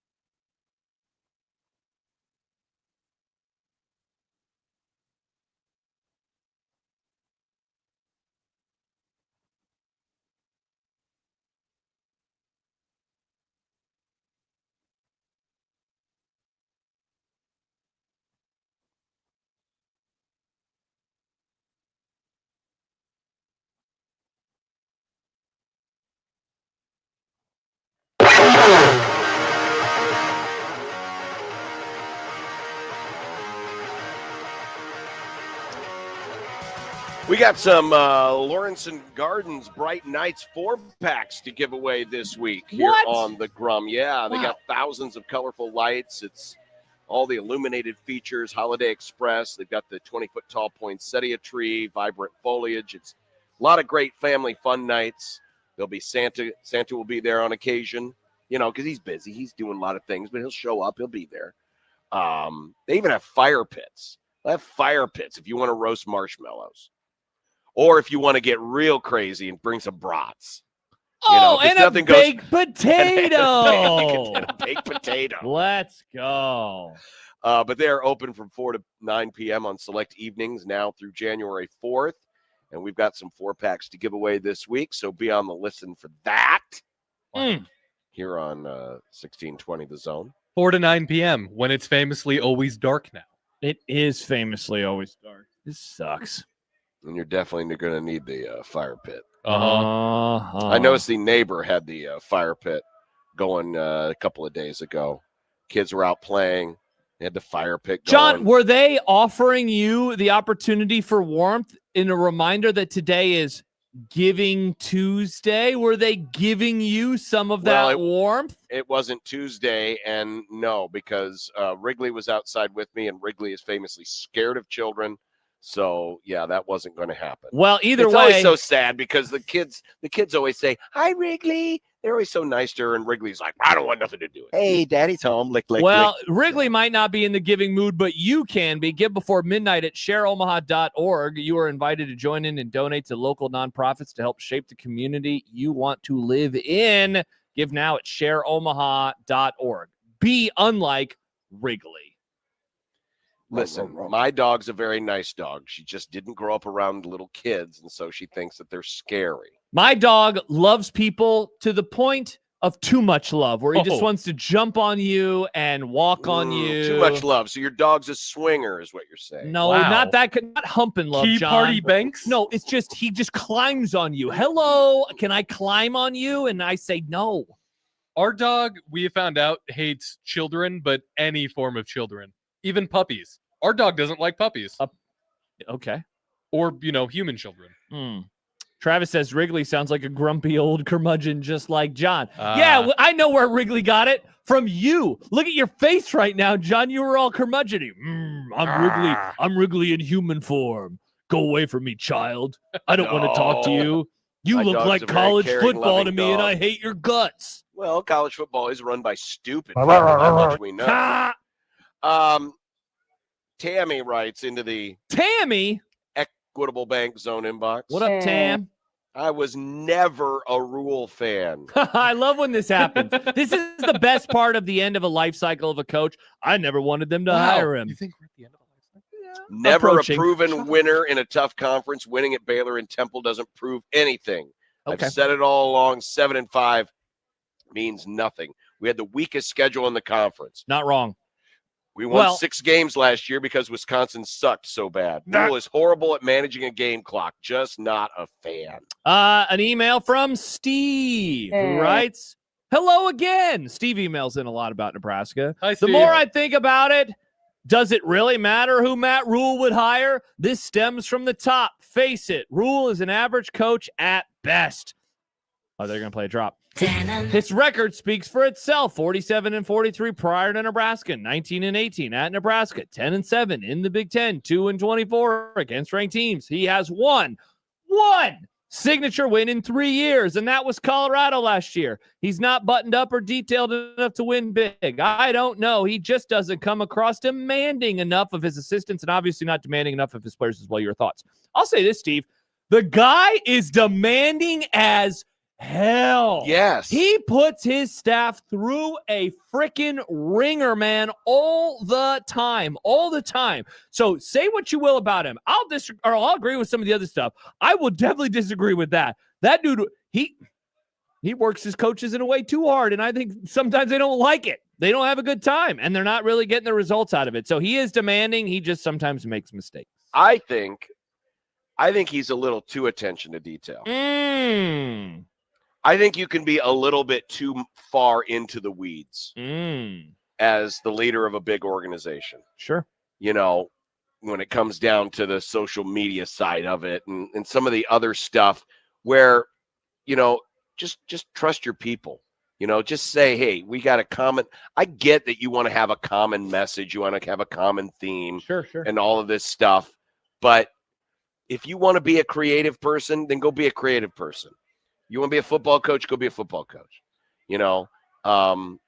I just think there are some areas where I think the energies would be better served focusing on the football. Sure. And let the other people do their jobs in other areas. But sometimes you're wired in a certain way where that's all you know, and it's hard to change. I mean, the man's no spring chicken. He's my age, It's hard to kind of change the core of who you are, but I do wonder if sometimes there's a little bit too much attention to things that, quite frankly, other people can be doing and can do very competently, and you won't have to worry about it. Yeah. So you can spend your energies better focused on making your team better.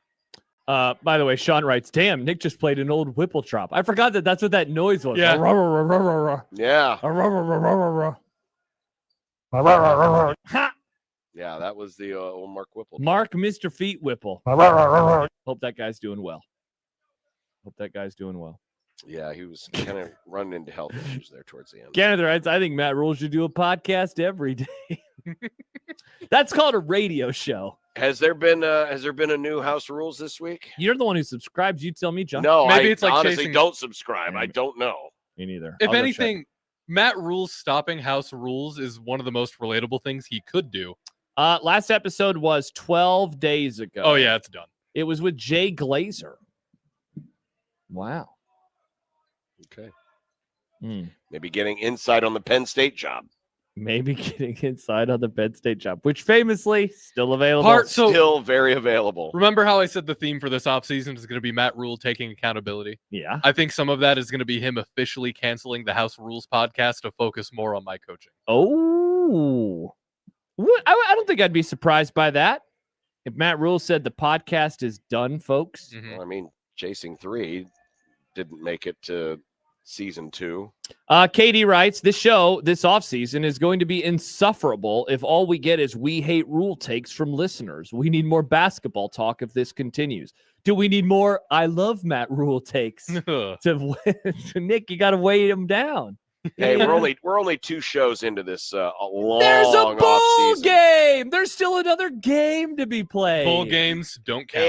And John wants to do a radio show that week. He wants to bring us I back really from our don't. vacation. 1620 No, the I really pregame, don't. John? For Yes! the bowl I game? really John don't. Bishop and Michael Severe. 6A No. to 6P bowl game I'm not coverage? going to Detroit. No, Sorry. you're going to That go to ain't happening. Las Vegas. We're going to do a bowl game No, watch along? already been there. I've done my time there. I'm done. John and Done Las with Vegas are Vegas. 2 peas in a pod. John Ain't loves happening. Vegas. Mm-hmm. And It Vegas ain't loves John. happening, especially when the bowl game's in Detroit.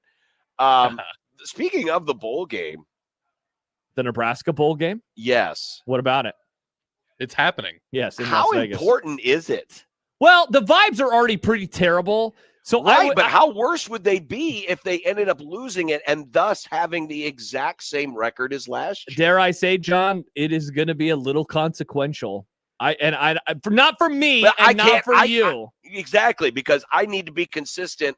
I have long said, hey, these bowl games just don't matter as much anymore. Well, They are a step above a spring game, but they are a step below a regular season game. not to They're mention not what who- they used to be, who's- even though they do count the same in the standings. John, who's the quarterback going to be? Dylan's I still don't hurt. know. Is TJ Lateef going to be healthy enough, or is it going to I be don't know. Jalen Granddad Oh, taking snaps? Are the Graham standers finally going to get their The chance? Grammys are finally going to Grammys, get that's their right, that's better. time. The Grammys will finally get I their don't time. know. I kind of like good Graham standers. Standards. Grammys are funnier though. If it's not him, would it be Davila? Like what the hell? So how Grammy stand up, says Charles. Think of the graphic, Nick. Make a Canva with a bunch of grandmas.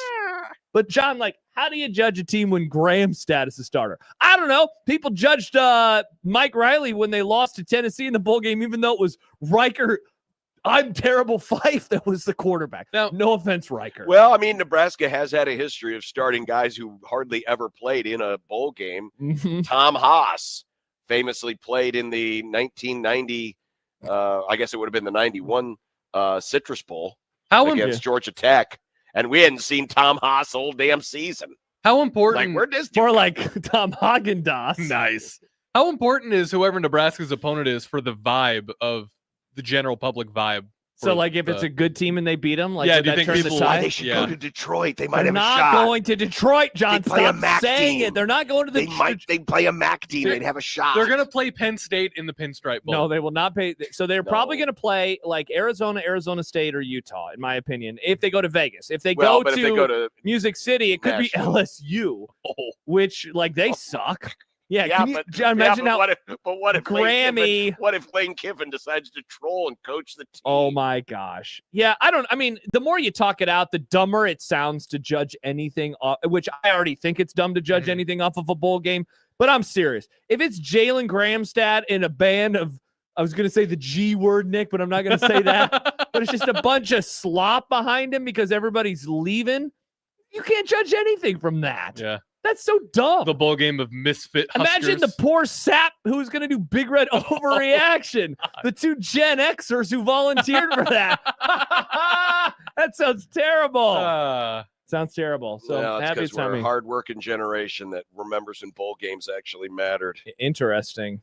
But yeah, this one's going to suck, John. It's going to suck. It's going to be terrible. Mike says, can you just turn down the bowl? Which is why it should be Detroit. Notre Dame used to turn down bowl games. Get it over with earlier. Nebraska should turn it down. They should say, can we just have the practices? Wow. Turning down a bowl game is such a power move 20 years ago. Yeah, it really was. And in COVID, Nebraska did that. God, it's going to be awful. The more I talk about this game's going to suck. Should we just ignore it and pretend like it just isn't happening? Not a bad idea, Nick.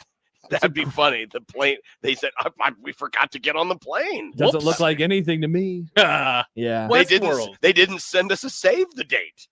See, they're important, John. Jeff writes, Jack will be the only one fired up if Gramstad is playing. Jack will be Jack's the only one fired up for the bowl game right now, I think. Jack is going to be pumped. If it's Gramstad from his former college, his little small liberal arts college, he is going to lose his mind. Congrats to you, Jack. Going back to the point on on Rule being a control freak, Will does point out that Bill Snyder was a control freak. Yeah, but Bill Snyder was awesome. He's a Hall of Famer. He was also really good, and there weren't as many things to control back then. Yeah. There was no social media for Bill Snyder. He didn't have to worry about that. They didn't do little cute videos. They did a coach's show, and he mumbled a bunch of things for 30 minutes, and then they went on to their day. Yeah, that's true. It was a whole different world. By the way, Ray is such a jerk. He just tweeted at USC 1620 a picture of Whipple at the Michigan game. It is so mean. Whipple looks like he is in the worst. The look on his face, he is so miserable. I would retweet it, John, but I don't have access to doing those things. I guess I could. Should I retweet it at USC 1620? It's kind of mean. What do you think? When have you ever cared about being mean? Excellent point. I'll retweet it. Wow. Will. Who was it? Joel. Oh, there it is. Ray, you're a jerk, but I'm retweeting it anyway. Ray, you're a jerk. Ooh, Katie says the best timeline is they start Davila and he lights it up and we get the best quarterback controversy ever. Jeez.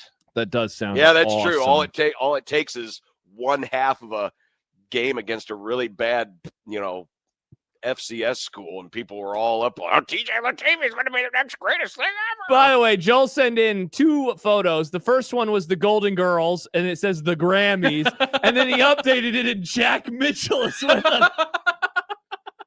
We gave that the old retweet. Incredible. Gave that the old retweet. And then Jay sent us a photo of Matt Rule holding a bunch of Grammys, and it's Jalen Gramstad heads on the trophies. Oh my gosh. Incredible. Wow. Oh, this is awesome. This is going to be amazing. Ooh, should we put this? This is what everyone's excited about, getting to a bowl game. Should we put this on the board? What's that? Figure out who Nebraska's quarterback for the bowl game is going to be. It's either going to be injured TJ Lateef or Gramstad. I think that those are the only 2 options because Lateef was in front of Gramstad, unless they want to go with Davila, Padilla. Padilla? Has it been Jacob in disguise this whole time? Padilla? Yeah, what? Yeah, I honestly don't know how to pronounce this I name. really don't know either. Well, we'll learn in the bowl game, John, when he's on television. I guess we will. I Mhm. guess we will. Does Randy have takes on this too? Oh, whoops. Oh, nope. Hi, Doesn't Randy. anymore. Hey, I got a question. What you going to do when Jalen Grabstad goes out and throws for 400 and rushes for 100 in a bowl game? Jack Mitchell, why are you altering your voice? We're gonna pat him on the head and say congrats, because guess what? That's the last game you've ever Yeah, he's played. a senior, so he has to leave anyway. So there won't be any controversy. That's the best part about playing Gramstad is he could play as good or as bad as Though you know anyone, what, John? Imagine the he could YouTube go out a chat. hero. Imagine the YouTube chat after the game. They'd be like, "See, they had this guy on the bench the whole time." It would be perfect. I forgot he was a senior. He's a senior, Yeah. Exactly. How can you forget he was a senior? They literally brought him over out of the old folks. I'm going to be honest. His name is Grammy, Nick. You're right. You know what? The signs were all there. Yeah, they really were. I kind of forgot he existed. You forgot he existed. I mean, everybody talks about Tefe all the time. The doesn't- Tefe's clouded my judgment. It's like Star Wars, the dark side, clouded. Wow. Clouded by the Teef side. Chance. Well, maybe I shouldn't have read this. A texter texts in. Okay. And says, better hope Kim Hot Legs Mulkey doesn't find out about Jack's treachery about the Golden Girls. Oh man. This is good stuff. Lord. This is very good stuff. Good job by you, everybody. I'm proud of our listeners. What a good segment. We're all doing excellent work. We did it. Mhm. Again, nothing screams Detroit more than this. Sorry, John, they're going to Las Vegas. They need to go to Detroit so bad. Oh. Anyway, when we continue, we're going to do our NFL top and bottom five. Nice. And all of a sudden, our playoff draft looks both intriguing and dumb at the same time. Oh. We'll explain next on 1620 The Zone.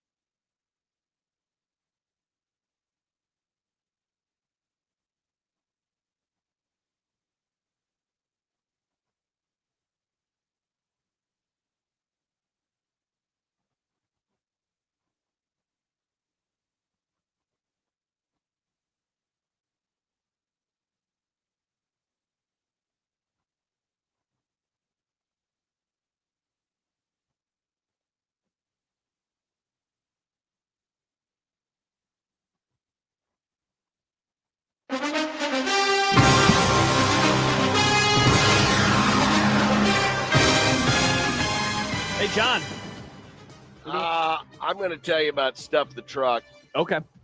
Because we're going to be over at the Westwood Plaza, 123rd and West Center this Friday, 2 to 6.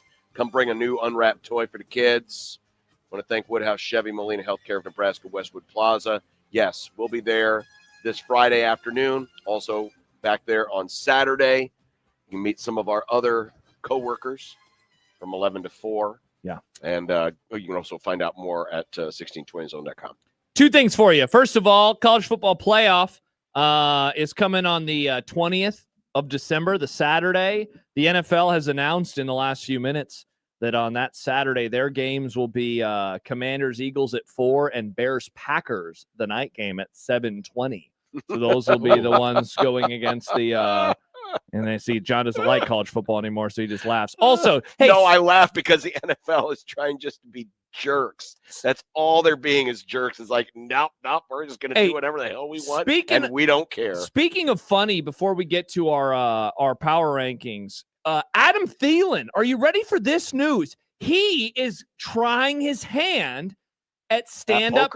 No, it's stand-up comedy. Oh, I like Caleb. So he wants to. You ready for that? He wants to get into stand-up comedy. That explains this report from Tom Pelissero that Adam Thielen, who wants one more shot at a Super Bowl in his final season, is now signing with Aaron Rodgers and the Pittsburgh Steelers. He's very funny. That's a very funny joke. I'm going to write about it in my diary later that night. Incredible. He wants one more shot at a Super Bowl, so he's going to Pittsburgh.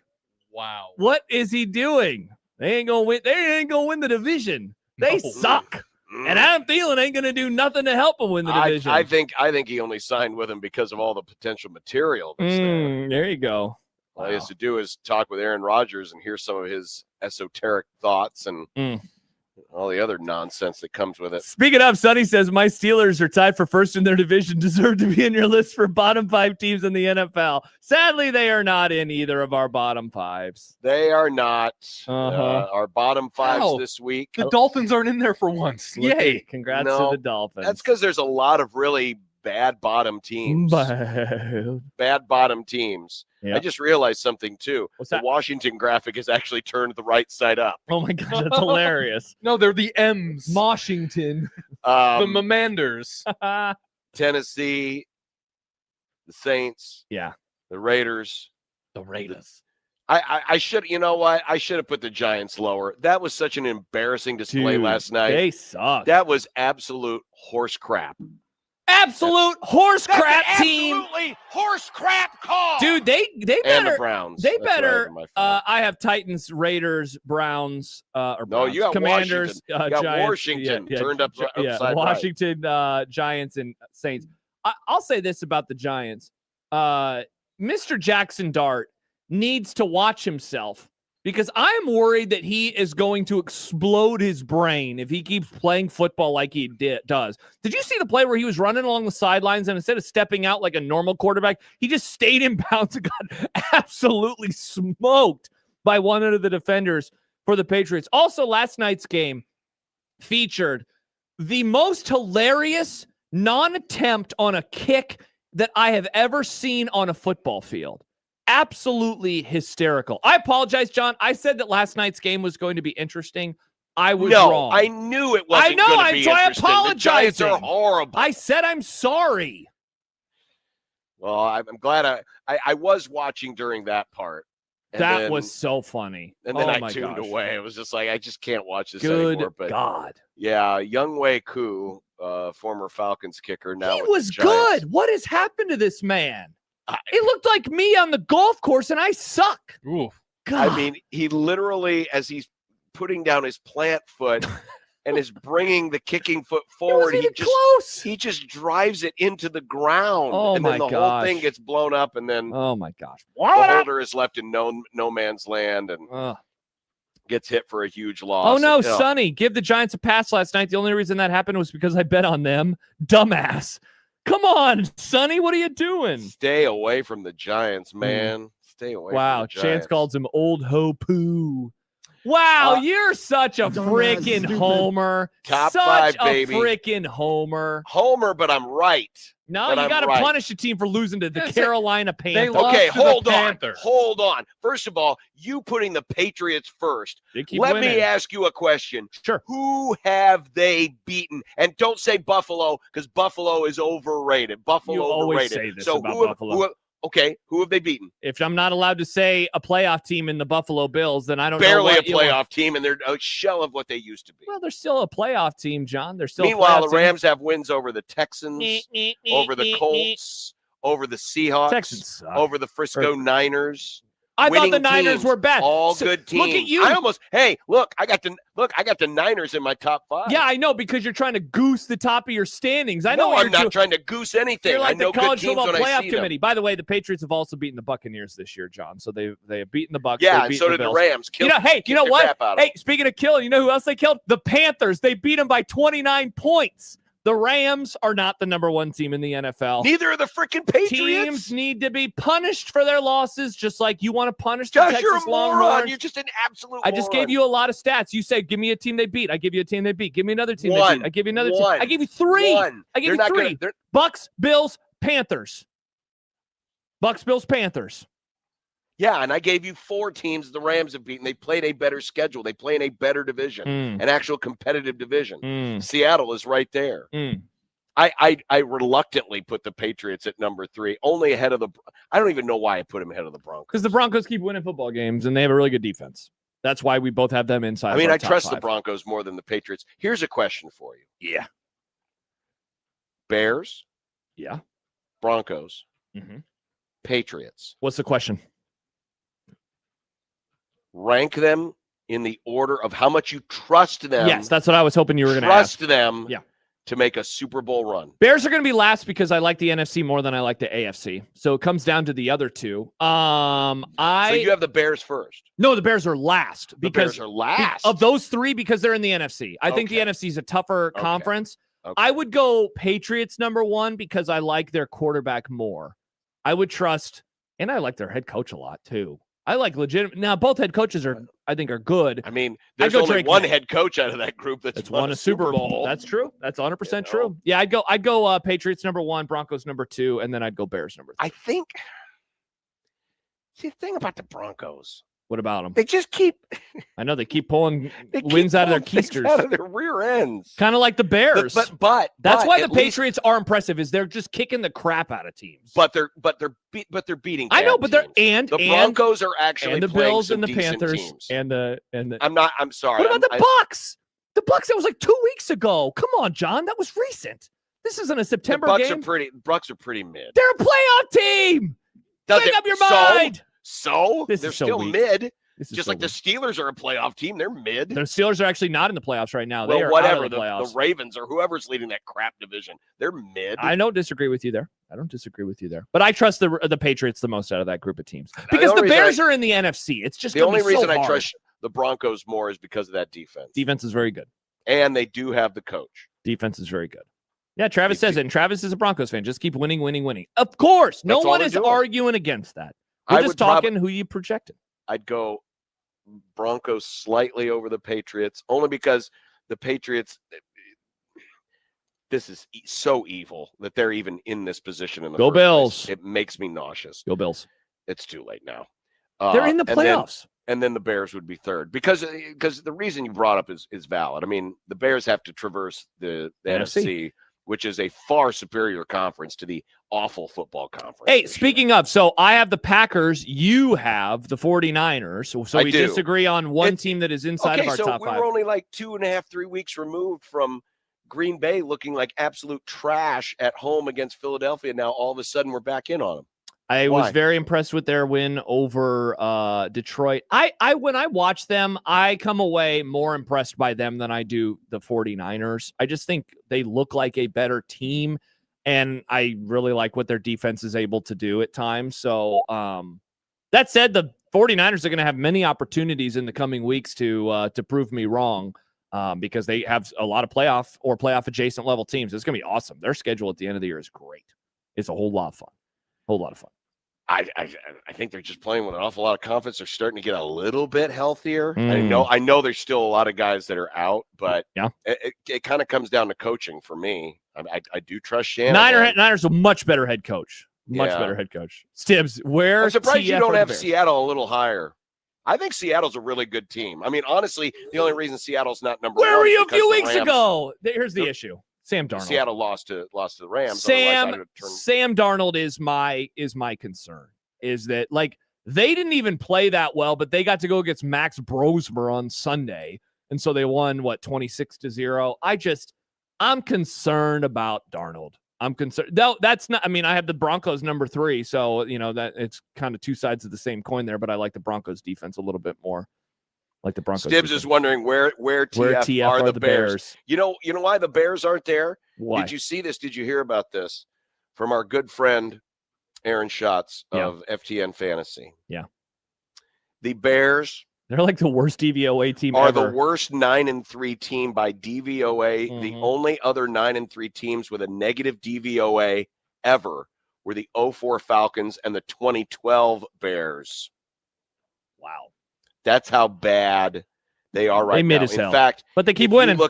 If you look at just the overall DVOA standings, yeah, the Seahawks are a narrow number 1. Then it's the Rams. Then it's the Colts, the Lions, and the Packers. That's the top 5. Okay. Would you like to know where the Bears are? Aren't they like 27th or something weird? Like they're super low. They're not that low. 22. But they're 19th. Wow. With a minus 5.2 DVOA. Yeah, they are going to be a team that everyone is going to love. The Dallas Cowboys. Well, of course it is. Dallas Cowboys are good now because they have an offense and a not tire They've fire. had an offense. They've had an offense all year. But now, most importantly, their defense isn't a tire fire. Sam writes. It also helps when you play teams like the Eagles, who have apparently decided to give up. Interesting. No team has a good win except for the Rams. It is fascinating how the NFL has worked out this year. Also, John, didn't the Rams also lose to the Eagles? So you're bringing up these anyway. Sam writes, thank you, Josh. Many are saying about the Packers. And KD writes, Dart and Scattaboo are Dumb and Dumber come to life. The CTE in that locker room is unrivaled. Those guys need to get it together. You know why? It's because they got stuck with a quarterback room that had Russell Wilson and Jameis Winston in it. Yeah. They're trying everything they can to keep from listening to those two rap. Mm-hmm. All right, let's get to our draft before the year. I want to see what's going on with this situation. Okay. Oh. Okay. Now, it's very interesting because... Oh, man, I have the Ravens and the Chiefs. I have the Chiefs. No, everything is bad about mine. I felt so good. I have the Raiders. God, and John. the Dolphins. John, you might go 5 for 6, man. Mike, you won't. The Lions aren't going to make the playoffs. So you'll probably go 4 for 6. I do have a couple of division winners. I mean, the Bills hopefully will make the playoffs. Obviously feel good about the Rams, 49ers, Jags all of a sudden become good again. Yikes. Josh still has the Bucks who are doing well. The Texans are on the comeback trail. The Bengals could still win the AFC North. The Eagles, Broncos, Packers look pretty good. That's really top, good, Nick. Those last two picks, Nick. Yeah. And meanwhile, nobody picked the Seahawks. Nobody picked the Bears. I really nobody thought the picked Raiders were going to be better. Nobody picked the Cowboys. Did. Yeah, well. They can still make the playoffs. I genuinely thought the Raiders were going to be better. Yeah. That was a bad idea. Yeah. That was a very bad idea. Yeah, Nick. I told you it's a very weird draft. Nick has a division champ in the Eagles, most likely. He probably has a division champ in the Broncos, and he might have a division champ in the Packers. Like that is, I mean, that's bonus points right there just for picking division winners. And if he's wrong about the Broncos, no worries. He has the Chargers. So he's going to have at least one division winner. I'd probably say 2 and perhaps as many as 3. And nobody has the Bears, so nobody's even going to get that point if they end up winning it. Yeah, Travis says Josh with a very stinky draft. Yeah, mine sucks.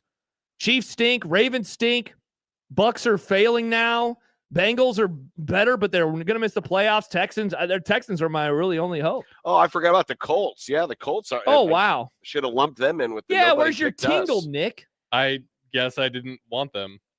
Your tingle only goes so far. I guess. Fascinating. Wow. Yeah, it'll be a very.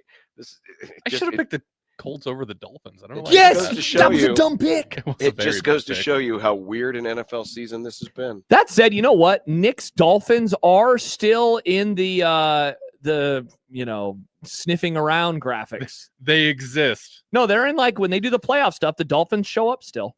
Yeah. I mean, because their record is not like awful. It's not Browns. Their division isn't great. No, that's not what. No, it's about the wild card. Yeah. Your division has the number 1 overall seed in the AFC right now. Yeah. And another playoff team. Yeah. Yeah. I think the Patriots are getting lucky. Okay, but they still are 11-2. Yeah, can we drop this stupid Drake May for MVP talk? Give me a break. Oh, here we go. Oh, John, okay. Get No, outta here. John, that's not genuine. Get outta You only here. want to drop that because of your guy, not because you. Yeah, actually... because my guy who's actually played teams that have a pulse. Meanwhile, Drake May Like is the throwing up Panthers. against air. They still had a lot of yards. Just unfortunately, it was a little wet that day. Just a little wet. All right. When we come back, we're going to go to the super hot take market. Sadly, I'm going to a section of the hot take market. This is like when you go to the store and you want to get something, exciting and fun like snack cakes or, breakfast burritos or hot sauce, and I'm shopping for kale. Is that what you're shopping for? I got some real takes. No, this hot take feels to me like shopping for kale. Okay. And more on 1620 The Zone.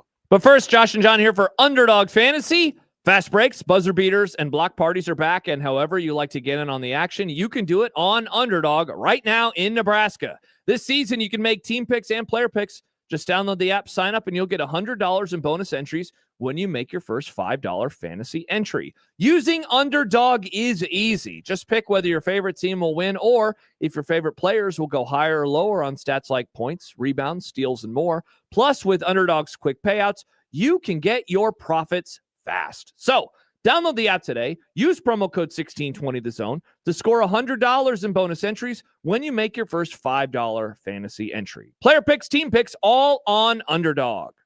Crypto.com predictions powered by Underdog Predict. Trading derivatives involve risk and may not be appropriate for all. For more information, visit Natick.com/rules and UnderdogFantasy.com/rules. For Crypto.com predictions, the term pick refers to a product traded on CDNA. Must be 19 plus and present in Nebraska. Terms apply. See assets.underdogfantasy.com for details. Concerned with your play? Call 1-800-GAMBLER or visit ncpgambling.org.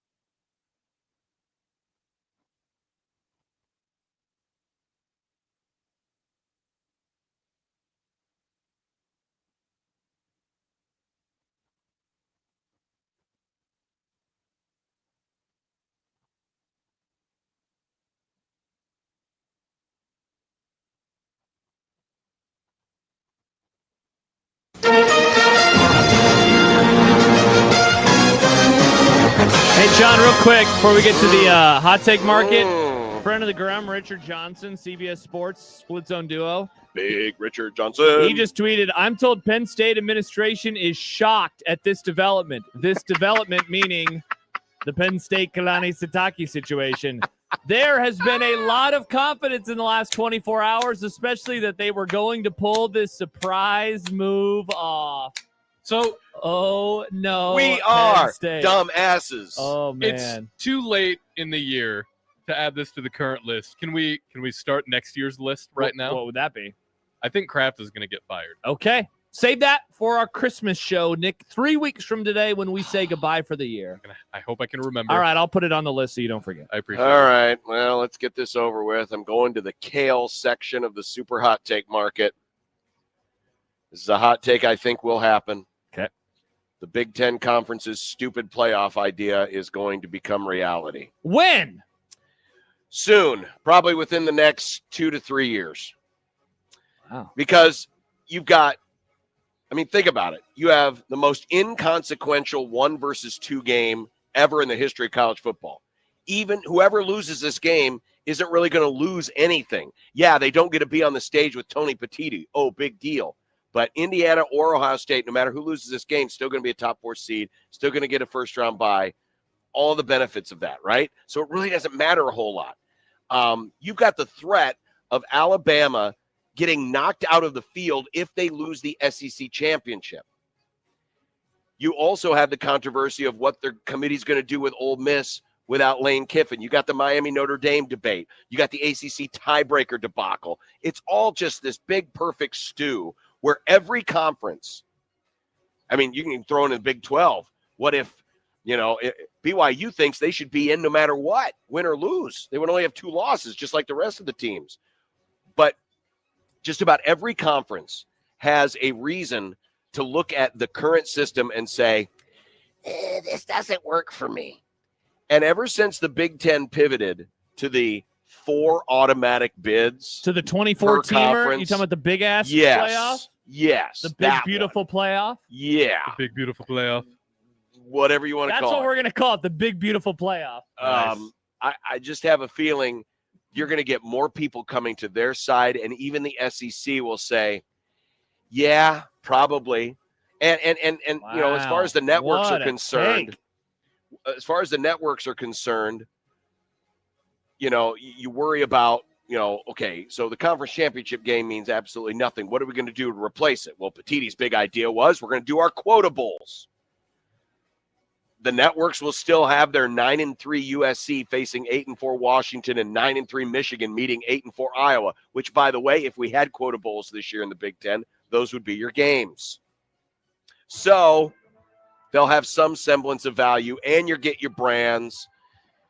It's a fait accompli. I have resigned myself to the fact that I have to eat more kale and that this stupid idea is going to happen and the college football playoffs going to be ruined.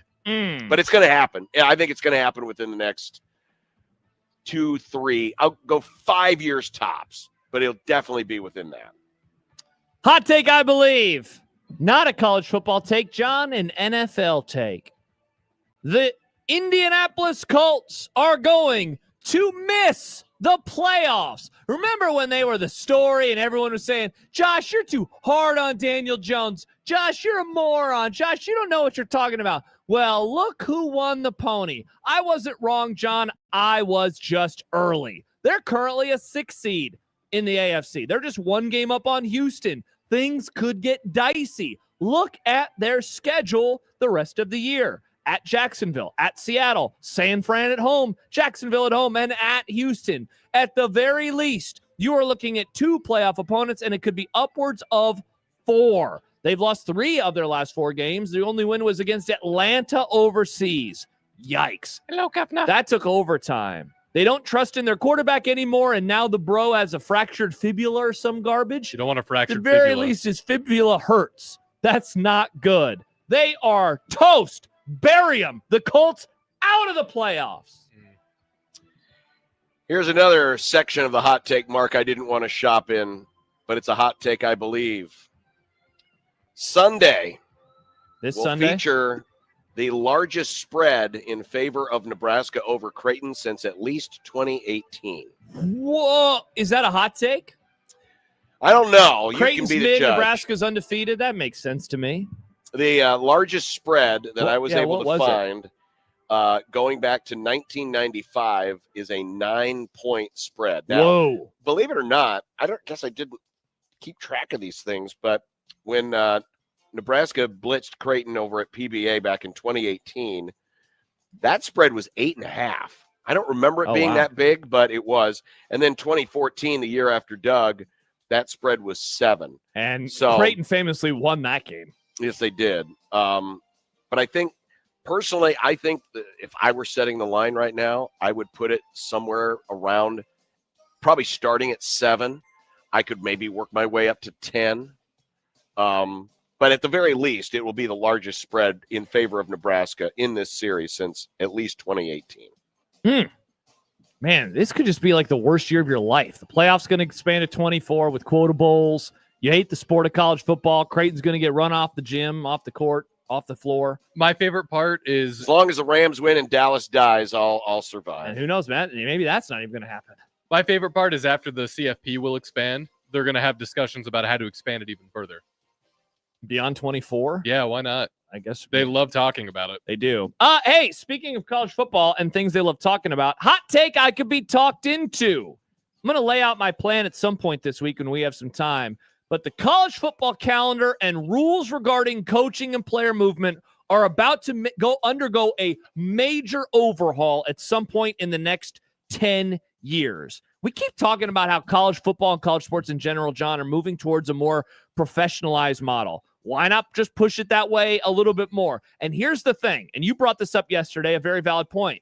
This is what they wanted. They've been pushing for this. They wanted this, and now they're just crying. Every move you make is not going to have unanimous support.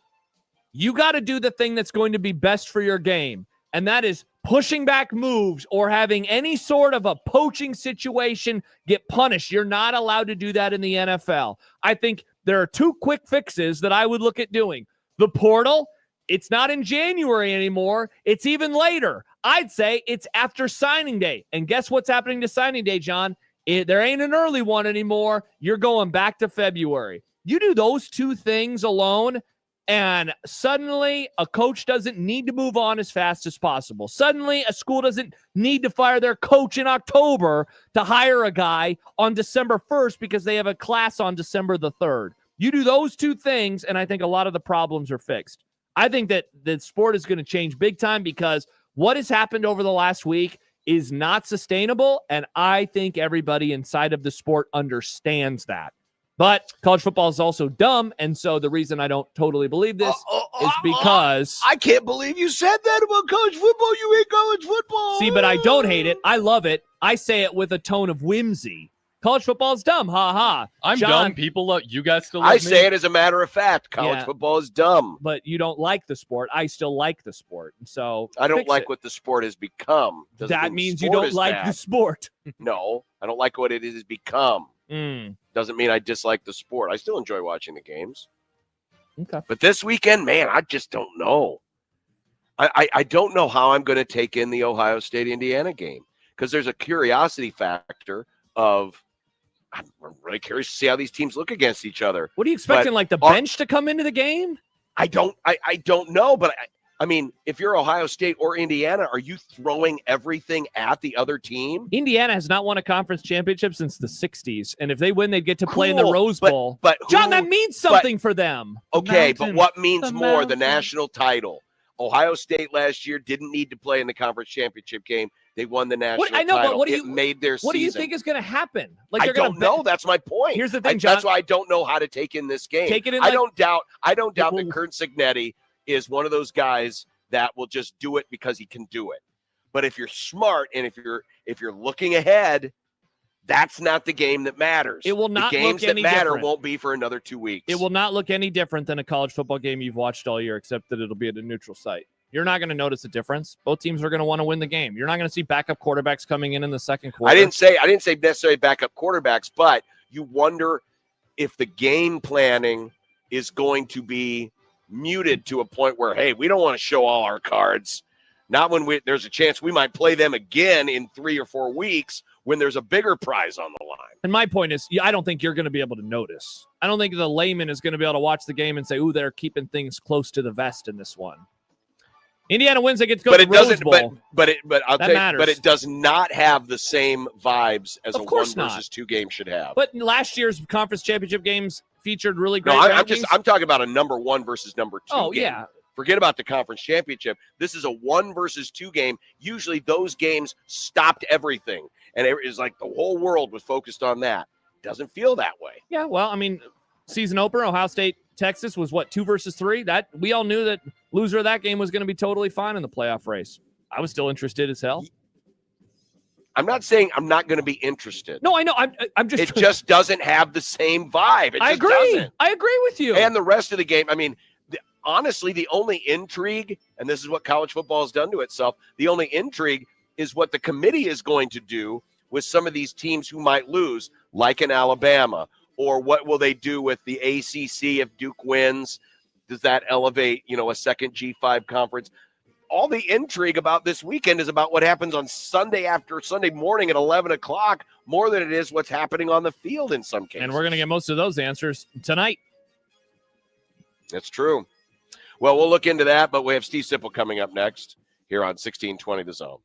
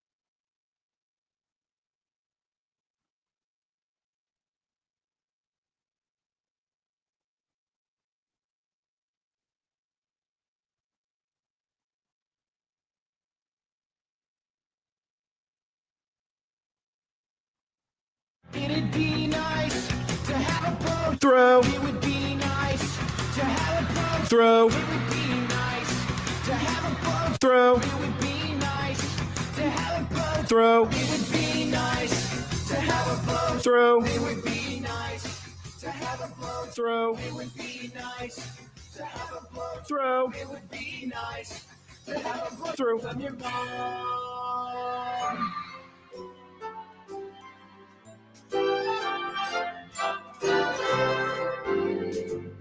Sipple the snowflake is one old triggered soul with reading glasses sitting on his nose and takes that really blow. Sipple the snowflake deserves a mouthpiece to the face. He says LeBron's the GOAT and Steph will choke.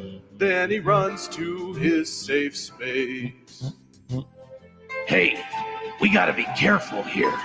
He tells us when we speak. But when 10 games air in a day, he thinks that's too many. Oh, Sipple the snowflake says words like mature. He's a blogger now and an honor too, and also really old. Steve Sipple, HuskerOnline.com. Sip, do you have any advice for any of your colleagues who cover Penn State? Oh, man. About what it's like to cover a coaching search that has lasted as long as this one has, with an athletic director who appears to be getting turned down more than Steve Peterson did in 2004? Have a sense of humor. That's one thing. I don't know. No. Yeah, that's so. Did Kalani Sataki turn them down? Yep, he's staying at BYU. So now is it Braum? Are they going after Braum? Great question. We were hoping you could tell us. That's where I thought. That's what I've heard, that Braum is sort of back on it. I can tell you that Rule is out. I hope people understand that Rule's not doing that. Is that still a conversation that you guys have? People just kind of generally are like, any chance that they could circle back to him? No, it's not happening. I'll tell you that right now. Okay. It's not. Well, I mean, if this thing stretched to June or July, maybe. It should stretch to you at that point, John.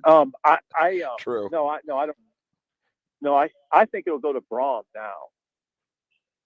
I feel like, Sip, whatever happens now, because of how it has been handled, that coach is going to be viewed as a pariah, not because of who they are, but because of how the situation has unfolded. And they're going to take out their Pat Kraft anger on the new coach. And they're just going to be behind the eight ball, I guess is how I would describe it. Like, they're going to be pushing a boulder uphill and trying to earn the fan base's trust. It's going to be hard. I totally agree. Yeah, that place is okay. Now, first psychotic. Of all, I want to backtrack. I don't know about Braum, and that's what we were talking about this morning on our show. And young Jake, thought that he said that Braum is back in play. It looks like he might be back in play. Now, as far as that Penn State job goes, it's a monster. Going out there is really eye-opening. Just I don't know. When I say monster, what do I mean? The stadium is obnoxiously big. I mean, it's really obnoxious. It's just the magnitude of the stadium and the program. I mean, I know that there's a huge, the focus here on Nebraska's all-encompassing on Nebraska football. It's like that there. I don't know, it's even more so. That job is not for everybody. No. You have to. Like, I would not hire Brian Hartline for that job. This is just me. You could say, oh, come on. You can hire a guy that's never been a head coach job like that. Yeah, you can. You certainly can. I wouldn't. I'd hire a guy that has quite a bit of experience, because that job is, like you said, there's going to be a ton of pressure and it's unwieldy. And you're expected to beat Ohio State and Michigan and Oregon. So, good luck. Good luck with all of it. Yeah, and by the way, you're replacing a guy who was in the national championship semifinals last year and was averaging 10 wins a season. Yeah, I left Indiana off that list. But yeah, you're right, John. Exactly. Is it hard for Rule or Nebraska to promote progress when you have to fire your defensive coordinator after one season? Say that again. I was reading it. I'm sorry. I'm driving and reading the text, which is really smart. Say that again, please. Is it hard to promote that this season represented any kind of progress when you had to fire your DC after 1 year? One way to put it. Yeah, that's part of it, right? Sure. It's not, but yeah. I said I wrote what I wrote. I mean, people took it all wrong, but a lot of people. But I just believe that. I'm not saying there's not progress in the program, and I'm talking about year over year. I'm not talking about there's progress since the Frost era. Congratulations on that. Like, you've eclipsed the Frost era. Great. It's not that. I was talking about year over year, and all I'm saying is it's hard to sell. I'm not saying there's not. I'm not saying there is either, by the way. But if there is, it's hard to sell now. I mean, you got hammered the last two games by heavyweights. I mean, they're not Ohio State heavy. I mean, it's not Ali, but it's Trevor Burbick, and he throws a. Josh has no idea what. Thank you. I literally just did it went over my head. He doesn't. Yeah. I love the idea. I mean, somewhere in Iowa, someone's been, they just compared me to Trevor Burbick. Those are heavies, and Nebraska couldn't slug with them. So, yeah, it's gonna be hard for Matt to sell props. It really is. Yeah, and so, like, what does all this mean, man? Like, I don't think that I said this earlier, and I'm guessing you agree. I do not think that the coaching staff moves are done. So there's gonna be more turnover, which I wouldn't say has to be like viewed through a negative lens. There's turnover after every season, but man, a coordinator change at defense. Let's see what happens at some of the other spots and what that is going to mean. Like, it just.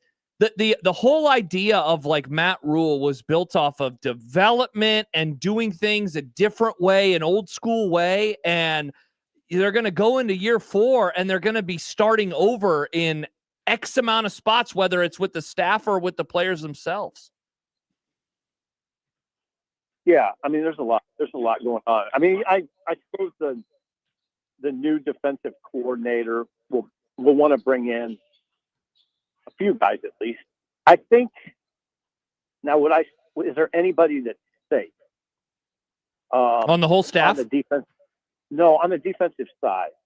I'll get to the offense. Okay. I'd say I think you could make a case that Addison Williams would be hard to get rid of. I'd be surprised, by the way, if they get rid of that. If the new coordinator would get rid of Addison Williams, it would surprise me. Respected, has done a good job. That was no one else was surprised. Offense, I don't think there's anything. I think Holgerson's safe, and I don't. The next person's Donovan Raiola. I'm not positive about that, but there's nothing imminent. I will tell you that. So we'll see where that goes. Would it surprise you if Holgerson left? No, I mean it wouldn't completely. I'm not expecting it, but would it surprise me? No, I'm not anticipating it. Mm-hmm. I don't think that's done at all. But would it surprise me? No. Does that make sense? Yes.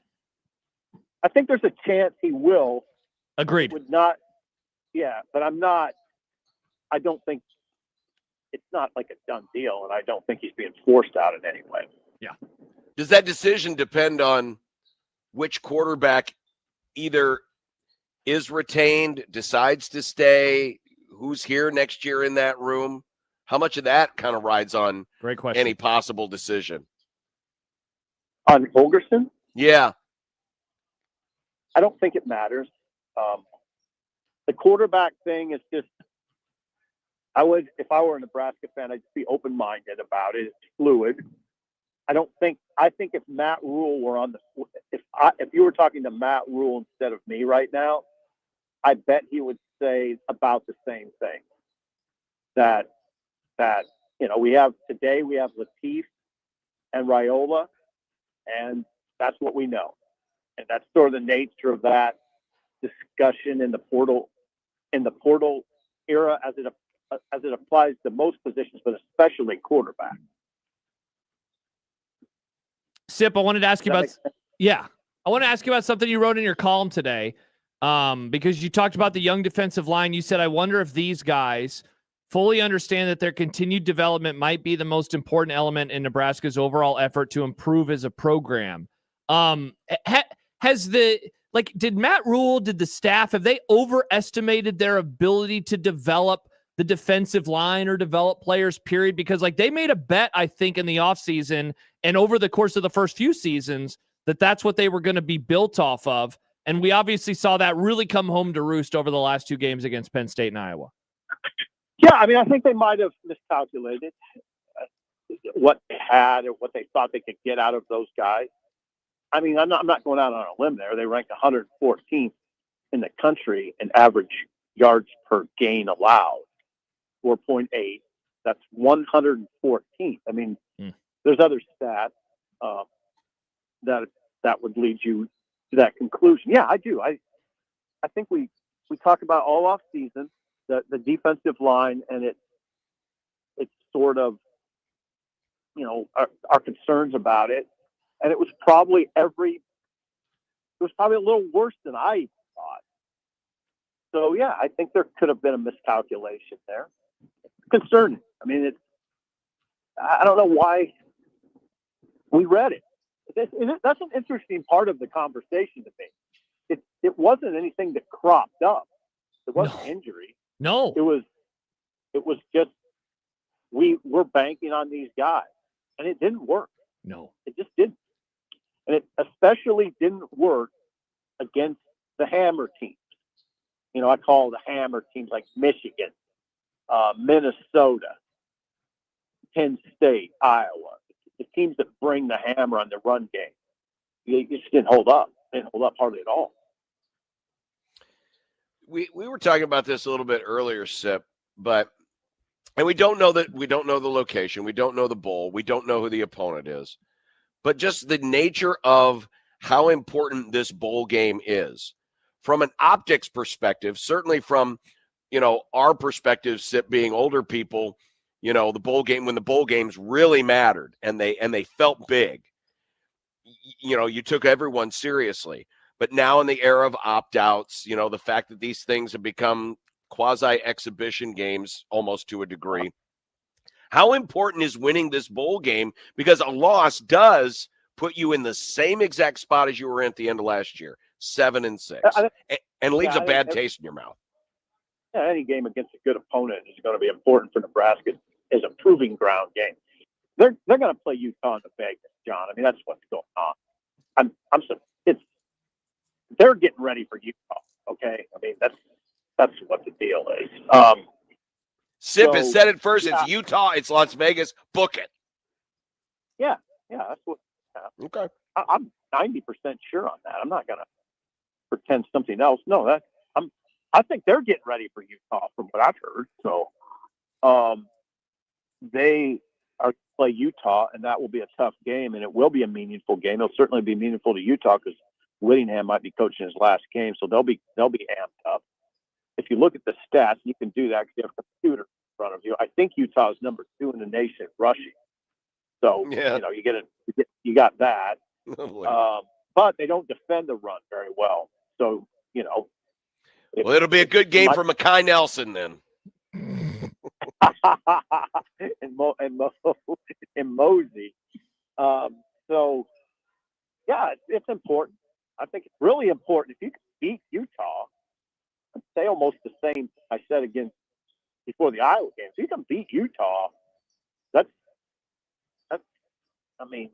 something that you would look at as a check mark. You could check that box of progress. But yeah, we beat Utah in the bowl game. That's pretty good. 8 wins. That would be some progress. Who's going to be the quarterback in that game for Nebraska. Is it going to be TJ? Is he going to be healthy enough?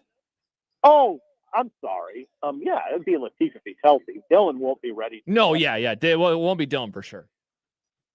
Yeah, Dylan is rehab. He's in Lincoln, and he's aiming to be back in February. So back in Lincoln in February or in Baton Rouge? No, he's in Lincoln right now. He's in Lincoln right now. You meant Tempe, John. Tempe. Oh, Tempe. Not Tempe, Baton Rouge. sorry. LSU's Tempe. not an Adidas school. No, he's in Lincoln. He's rehabbing, and when I say back in action in February, it's just So yeah, in time for spring ball. Yeah, my question was more: is Latif health? Like how healthy is? Because I guess I still am kind of confused about how injured he is, or is it maybe that'll be something Rule talks about tomorrow? Yeah, I mean, I guess I'm a little. I didn't know. I'm just operating as if he will be the quarterback in the bowl game, Latif. Okay. Well, it should be an interesting day tomorrow. I mean, normally these signing day press conferences are all about the players. This one might have like 2 questions asked about this year's class, and then everything else will be big picture questions, defensive coordinator questions, all of that type of stuff. So, I mean, I guess it's a good thing signing day came when it did, even though this one is one of the least eventful signing days in recent memory. Yeah, I think you're right. I do think there'll be big picture questions, probably some questions about quarterback, BC, Emmett, those are subjects, but yeah. And then, there's a 9-person class with some pretty good guys. Maybe we'll talk about that a little bit. Sip, do you miss the old days at all when everyone was obsessing over recruiting at every waking moment? You got to miss those days pretty bad, huh? Oh, I mean, that's a hard question. I don't know. It in a way, I guess. Really? I'm never, me, I'm not all into that hubbub. And they didn't really at the Journal-Star make me do they kind of steered me clear of things that I could mess up. So I didn't do a lot. They're pretty good about managing simple, I'd say. And I didn't have to do a lot. I do miss the days they used to do this, and I don't remember how many years they did it, but when it was just the one signing day and it was in February, we'd do the regular press conference, and then they would do a session where they would take us back into the meeting room or the film room, and they would show us film of all of the recruits and kind of go over it with us. And that was kind of cool. I don't remember how many years they did that. I remember sitting in on a couple of sessions like early in the Solich tenure. I just remember watching Corey Ross's film, for example, for one. That was kind of fun. I must not have been invited. I don't remember that.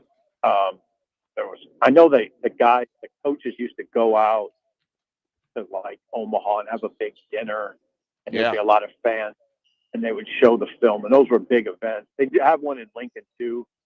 I think the Omaha one was always the bigger event. But yeah, I don't know. I don't know if I missed it or not. I don't look at it like that. It was just always kind of a job. Yeah. This guy's right. Okay, hold on. I'm in a lane change situation. Oh, there we go. All right. What else is going on? Well, we're probably going to say goodbye. We were going to say goodbye, but you were in a lane change situation. Yeah, I got it. I didn't hear the blinker, though, this time. I'm a little concerned, Sip, that maybe you've lost your way. Sip, I don't think you're a safe driver. Nobody does. So why do you say that? Though? Well, so you don't buckle up. What was the thing you said earlier? Sorry, I didn't hear your question. I was reading the text message. I was responding to a text. I'm driving here. Yeah. So not only were you ignoring me, you were also ignoring the road at that time. Don't text and drive, people. I'm intact. That's true. And I've only had one major accident. Someday we'll talk about that. And I'm sure there's a story behind that. Oh, there is. Trust me. There's a good story behind it. But we'll do that another day, like in the summer, okay? All right. Okay, that's a good summer topic. Good to talk to you, Sipple. Okay. Sip's accident history. Right. Bye-bye. Thanks. Steve Sipple of Husker Online. Hey, so Las Vegas Bowl against Utah. That sounds awful. That sounds awful. Well, I mean, might be the final game of Kyle Whittingham's career. Nebraska going against the number 2 rushing offense in the country. That sounds terrible. Good luck. I mean, they're going to finish 7-6. No, the game sounds bad. Not anything else. The game sounds bad. The actual playing of the football, not a fancy the stadium stuff. from my hotel room. Not right the there. hubbub. Not the hubbub around the game, but the game itself. Who wouldn't want to spend New Year's Eve in Las Vegas? By the way, I got a text message this afternoon from someone who I know is listening literally right now that says, reached out, or I heard about a betting line, 14.5 to 16.5 in favor of the Utes. Utah minus 14.5.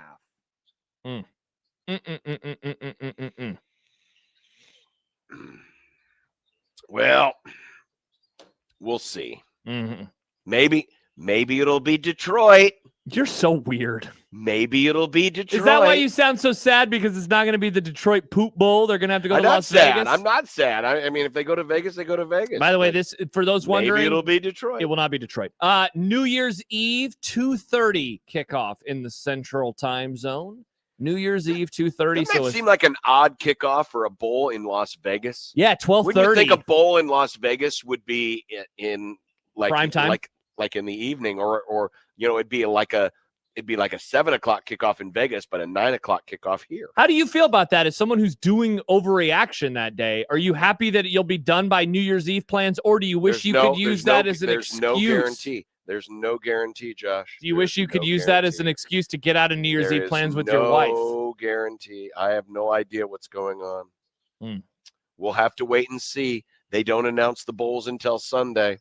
Well, it's going to be the Las Vegas Bowl, and Creighton plays the night before, so there's no Creighton game to even be on John's mind. Imagine that. Josh Peterson again trying to talk his way out of it. Sources tell me that you already volunteered for this show, so I know that you're doing it. You're once again, not your story to tell, and your sources are bad. Wow. They're bad. Interesting. I only announce my availability for overreaction on the Pat McAfee Show. When we come back, we're going to take a look at our college football playoff rankings. Tonight, the committee gives us their penultimate rankings. These are the ones that are going to set the bar for what they plan to do next week, and our projections of what the committee will do coming up next on 1620 The Zone.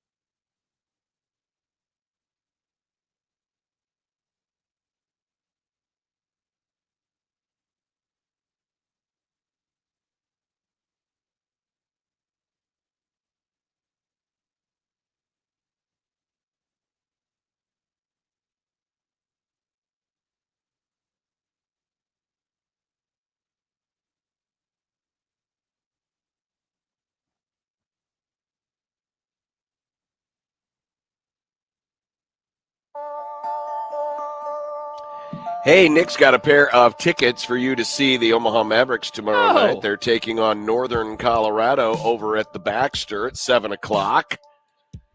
Caller 5.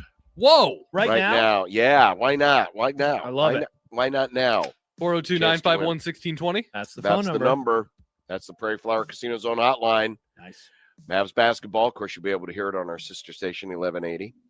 So get there and get to the phones, 402-951-1620. We've got a pair of tickets for you to see the game tomorrow night at Baxter Arena. So, what do we think about these rankings? Tonight, the playoff committee essentially sets the final bar before next week and gives us an indication of what teams will have to do what to a degree. We're still not sure how they're going to treat Alabama if they were to lose the SEC championship game, because it would be a third loss. The popular thinking is they're not going to punish teams, but with so many teams that would have fewer losses in Alabama, or a team like Texas that would have the same number of losses, but certainly has a very good resume in terms of the quality of teams they have beaten and that they have played. It's very intriguing. So as we look at, and these are the rankings as if we were the committee. We only have like one team that we really disagree on, and it's just because of that team being lower on mine and higher on yours, it moves a couple other teams into different spots. I slid Texas A&M down to 5, ahead of Oregon, but ahead of Ole Miss, because I think the committee, these are my rankings. I value Texas A&M's best wins better than Oregon's best wins. So that's why I realize that Oregon's only loss is to Indiana, and Texas A&M's is to Texas, but A&M's was on the road. I still value that A&M win at Notre Dame. I think that's a better win than any win that Oregon has. It's a razor thin margin. That's the only reason I have them there. I have Ole Miss at 7 because, really, when you look at Ole Miss's, and I'm not factoring any of the Kiffin nonsense into this. The hubbub. When you look at Ole Miss, yeah, they've got the road win at Oklahoma. Mm-hmm. But the rest of their schedule's been, right? Obviously, they lost at Georgia. If they would have won that game, obviously they're in the top 2 or 3. But I think that just resume-wise, I think A&M's resume is just a little bit better than Oregon's, which is better than Ole Miss. And then I close with Oklahoma, Alabama, and yes, I still have Miami in there. I still believe the head-to-head matters, even though right now, today, if I were to play those two teams again, do I think Notre Dame would win? Yes. Yes. But the games that you actually play have to matter. And this is going to be one of the things this is one of the reasons why I think the Big Ten's idiotic idea about automatic qualifiers is eventually going to happen, because of arguments like this, where you've got an actual head-to-head in the non-conference, and it doesn't even matter at the end of the day. And that's unfortunate that the committee has put themselves in this hole. So that's why I still have Miami in and Notre Dame out. So we agree on everything except for because of A&M. You have them 5, I have them 7. Thus, I have Oregon 5, Ole Miss 6, and then I have A&M 7. What you said, John, about Ole Miss is honestly how I feel about Texas A&M. A&M has one really good win, and it's a really good win. They went on the road in early September, and they beat Notre Dame. Otherwise, their schedule is doo-doo. They have not beaten anybody of note otherwise. And I think, too, that they are not really playing great football as the end of the season arrives. Texas has struggled this year. Texas beat them by 10 and absolutely dominated in the second half. They were getting taken to the woodshed against South Carolina. A great comeback, sure, but why were they in that position anyway? They gave up 42 points to Arkansas. Now, that was in mid-October, but I have not liked the cut of this team's jib for a while. But when you win, right? Like, I can't downgrade you for winning, but that's why I ended up sliding them behind. Like, their best win is better than Oregon's best win. I'm not going to disagree with you there. But in terms of the rest of the body work from the Ducks, look, you know how I feel about going into Iowa City. I very much respect that. Very much respect the win over USC. I even respect that win that they just had over Washington, even though Washington's not a playoff team. And they did. Look, Penn State fell apart, but that night they had not yet fallen apart, and I think that they just kind of collapsed under the weight of that defeat. So that's why ultimately I went with A&M behind those teams, and the other one is Ole Miss. You mentioned the Oklahoma win that they had, and that was October the 25th. They played very well against Georgia. Split hairs in the end about all this stuff. They're all going to get to host playoff games, right? So they're all going to get that. So it's going to really come down to the matchups on the back end. But that's why I dropped A&M just a little bit further than you. So as far as what we predict the committee to do, I believe that. Oh, wow. We're almost in lockstep. We're almost in lockstep. I have, I think they're just going to go very linearly, and they're just going to move teams up. So, that's why, my back half of the top 10 is, I think they'll slot A&M ahead of Ole Miss. But you have them behind Oregon, according to the committee. But behind Oregon, this is what I think the committee's going to do. I think they're just going to, they'll slide A&M to 6, but they'll be ahead of Ole Miss. I think the committee will leave itself a little bit of room for Ole Miss to slide back a little further if they want to, quote unquote, punish for not having their head coach. But Ole Miss has the win over Oklahoma, plus they have a better record, so that makes sense. Yep. I mean, they've got Notre Dame where they've got Notre Dame, so they're not going to punish the Irish, especially after they, finish the season on a strong note, and then Alabama at 10. So I don't think there's going to be a whole lot of drama tonight. I guess the only drama might end up being, where are those group of 5 teams in correlation with where the ACC is? Does the committee throw a Hail Mary and somehow stick Duke in at number 25? That would be stupid. It would be stupid. They but won't hey, do that. They probably won't. They won't. But the ACC is in danger of Duke wins, of being locked out of the playoff altogether. Shouldn't have allowed Duke to win the conference then, you idiots. That's your fault. Tiebreakers are stupid. But anyway, I guess probably the only real intrigue will be what happens kind of below this list.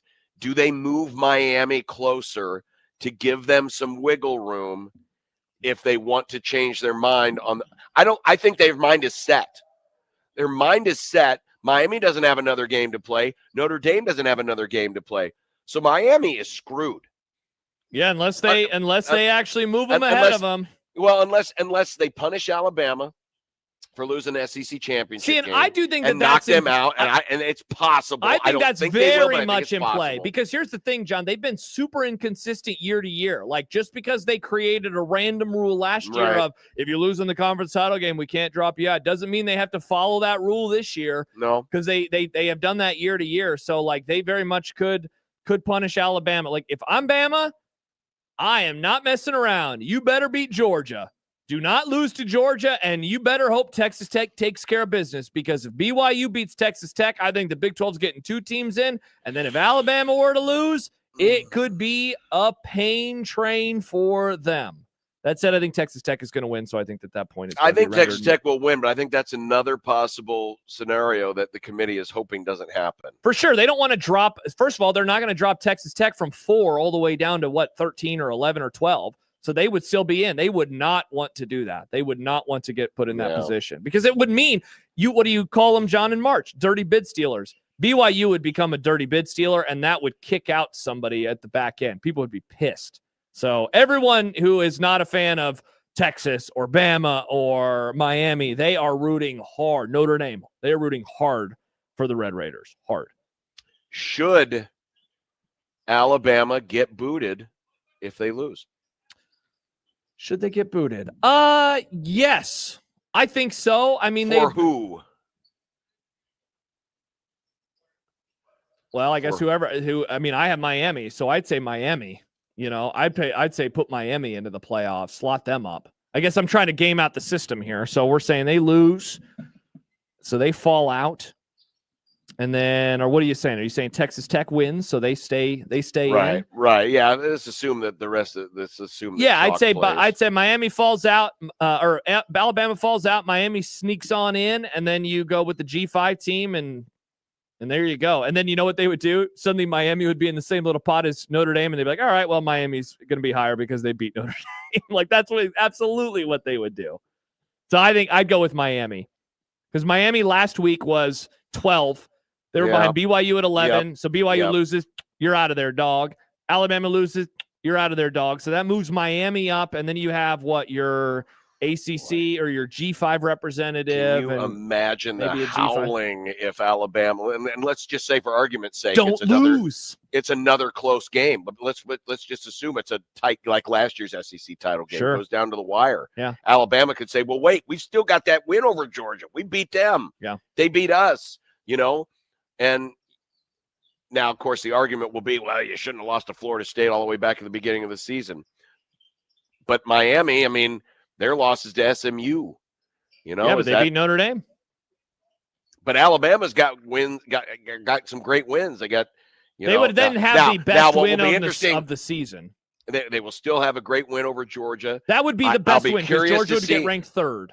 I'll tell you, something that might tip us off tonight is where Tennessee is sitting. I was just going to say the same thing. Tennessee just picked up another loss. Yep. But if Tennessee still somehow stays in the top 25 with an 8-4 record, that might be the tell if the committee is willing to keep Alabama in if they were to lose on Saturday. I was just going to say the same thing because right now the best win Bama has is, of course, Georgia. The second best win that they have is Vanderbilt. But if Tennessee falls out, those would be the only ranked wins that they have this season, and it would also mean 3 losses.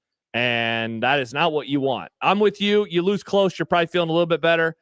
Bama, don't get blown out by Georgia. And the other thing, of course, here, John, is that Kirby Smart has only beaten Alabama one time, and it does not matter who the head coach is. It's been Nick Saban, it's been Kalen DeBoer, and he has struggled. DeBoer is 2-0 against Kirby Smart over the last 2 years. So there's a lot of pressure on that game. All right, well, we'll find out what the committee's thinking tonight. Mm-hmm. Coming up next, we've got content. Today in content, let's see. What is Nick going to talk about? What questions will Nick skip over this time? Well, yeah, probably all of them. I want to ask about F1. We got Verstappen has a steering wheel now. There was another when I skipped the question yesterday to get to the one that was clearly meant for you. Yeah, you're welcome. I appreciate that was dumb. It's a great question. But you better not skip over this one because it has to do with why one of the Giants' defensive starters didn't get to start last night. Update on NBC trying to ditch the Big Ten. Oh, and Nebraska volleyball has gone rogue. Oh. They've gone rogue. Interesting. Coming up next. No, not Rogue One. But if you would like to get involved with one of our favorite new features this year, we have had fun playing Underdog Fantasy. Underdog Fantasy, go to your favorite app store, download the Underdog app. It's fun because you get to work with different teams in leagues all across the place. You can go on different bets like, hey, maybe I want this player to go higher or lower on things like points in a basketball game or rebounds, or maybe it's touchdown passes in a football game. Doesn't matter. You can go right now and play it in Nebraska. Get involved with Underdog. You can win up to 5,000 times your cash. Just pick whether your favorite players go higher or lower on a multitude of different stat lines. And you can sign up today and get some bonus entries just by using our promo code with the Underdog Fantasy app. Promo code is 1620 the zone, all one word, 1620 the zone, and you can score $100 in bonus entries when you play your first $5. So use that promo code today and win up to 5,000 times your cash in Nebraska. One more time, it's 1620 the zone. Underdog, make picks, win money. Must be 19 plus and present in Nebraska. Terms apply. See assets.underdogfantasy.com for details. Concerned with your play? Call 1-800-GAMBLER or visit ncpgambling.org.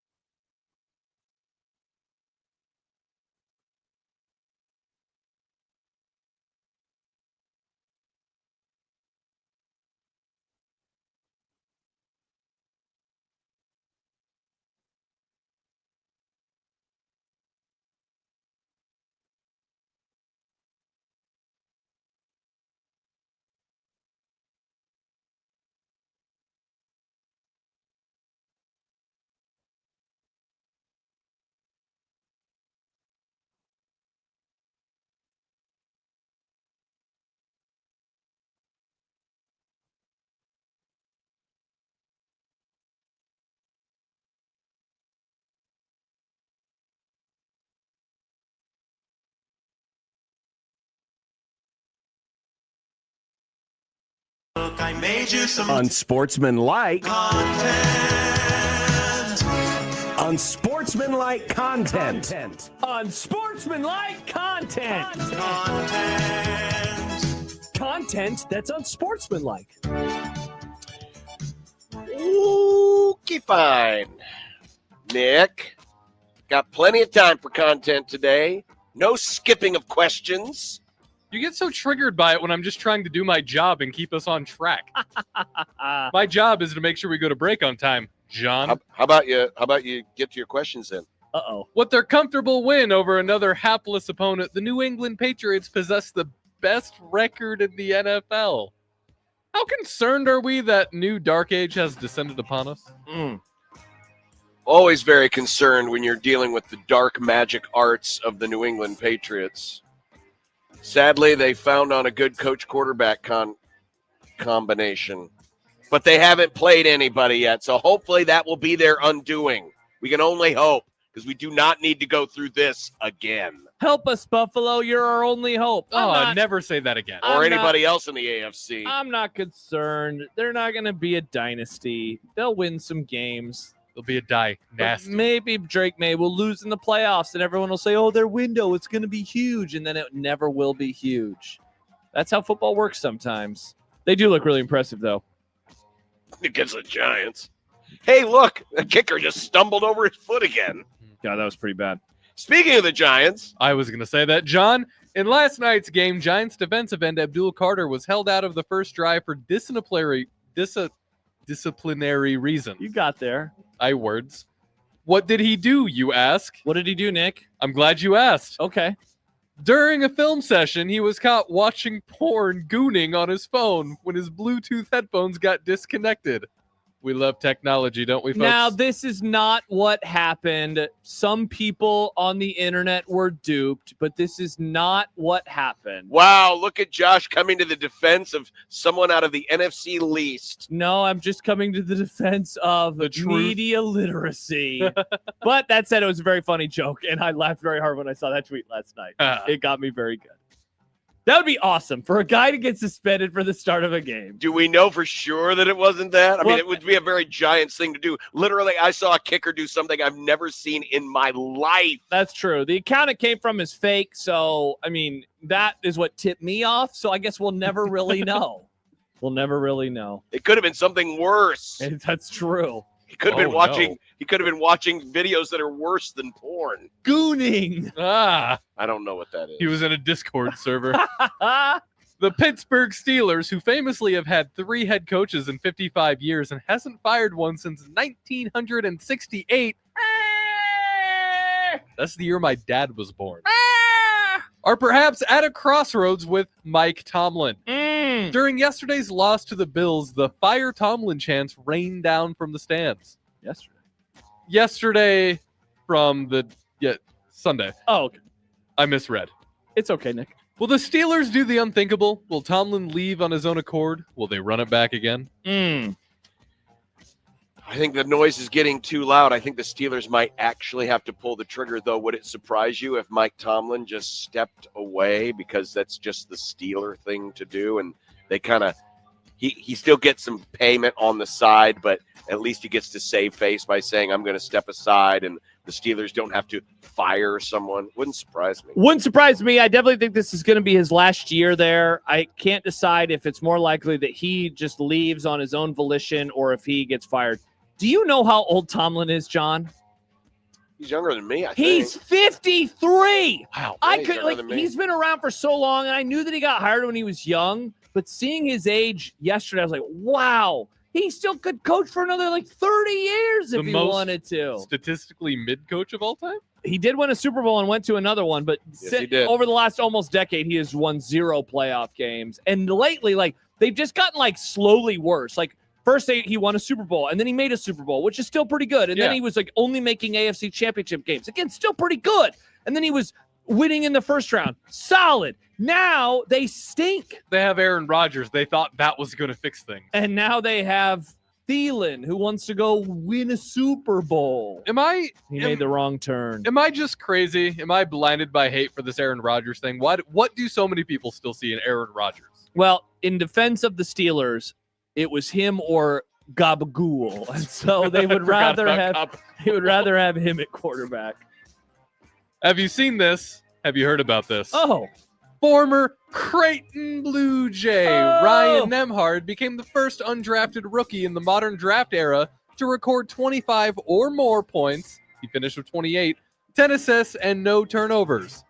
Helps explain why those Blue Jays teams a few years back were pretty good, eh? John, I bet you wish you appreciated them more. I was trying to tell you the entire time, hey, this R2 guy, pretty good. This Kalkbrenner guy, pretty good. Other players that were on those teams, pretty good. I'm very impressed. I didn't know if R2 was going to be able to – I didn't know if he was big enough to play point guard in the NBA, but yeah, he showed out last night, and to have no turnovers. Incredible. Really good stuff. So congrats to Ryan Nemhard. Great effort last night for the Mavs.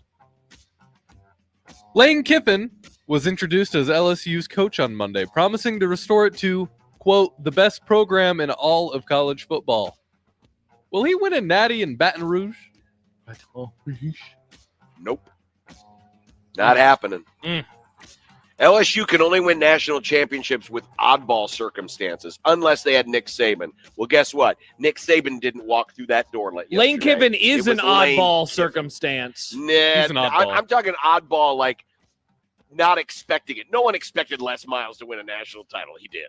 No one expected Orgeron to have maybe one of the greatest teams of all time. He did. Those are fair points. This is not going. It's not going to happen. There's too many cooks in the kitchen there at LSU, and the drama. Oh boy. I don't know if the Bayou Bengals are going to be able to handle the drama that comes with the Lane train. Woo woo. Yeah, if you would have asked me this before everything went to hell over the last few weeks, I would have said, yeah, for sure. Why couldn't he win a natty there? Ole Miss just had their greatest season ever, at least of the post-integration era. And that school has stunk historically. But I don't know, man. He might be too big of a wild man. I will say no. I will agree with John. I don't feel good about it, but I will. Well, a couple of weeks ago, I think, time is a construct at this point. I don't remember where we are. We discussed the prospects of NBC selling off the rights to next year's Big Ten championship game.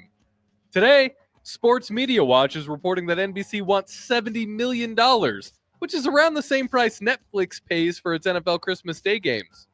Will the 2026 Big Ten Championship end up on Amazon Prime? That's a lot of money. That's a lot of money. That is a lot of money for a game that this year obviously will tell us a lot. Because if this year still gets a big number, even though it doesn't have a whole lot of consequences to it in terms of like the playoff, maybe. But, wow, that is a big number. That's a big number. That said, Netflix, and I'm looking at the viewership last year. Last year only had 10.5, but it wasn't a 1 versus 2.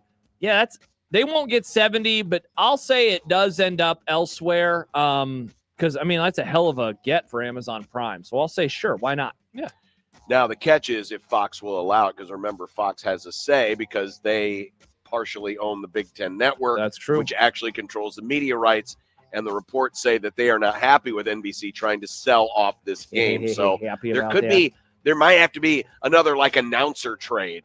Like, Fox might have to trade Joe Davis to NBC to do Sunday Night Baseball so that, they can allow NBC to, sell the right. That'd be actually pretty cool. It'd be a good deal for everyone. That way we get a really good baseball announcer on Sunday Night Baseball, and we can watch the Big Ten Championship on Amazon Prime. Speaking of baseball. I was going to say that. Both of you got me. Beat ya! We're now 364 days away from the MLB CBA expiring.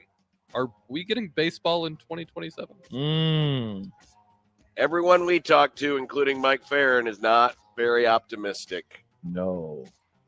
Nothing's going to happen between now and then. They are going to wait until even though they've had all this time to talk, they're not talking, they're not sitting down, they're not negotiating. Yes, there will be a lockout or a strike, one or the other, and 2027 is going to be up in the air. There will be baseball. There will not be 162 games per team. Ooh. Yeah, pain. Finally, well, we're getting in all the questions. the Nebraska volleyball team has gone rogue. What? They are so tired of being affiliated with the rest of the athletic department, whose standards have fallen way behind. Sorry, I read that as Trump. Whose standards have fallen way behind. I can't do a Trump impression. Yeah, that was Imagine terrible. it as Trump, though. Yeah, okay.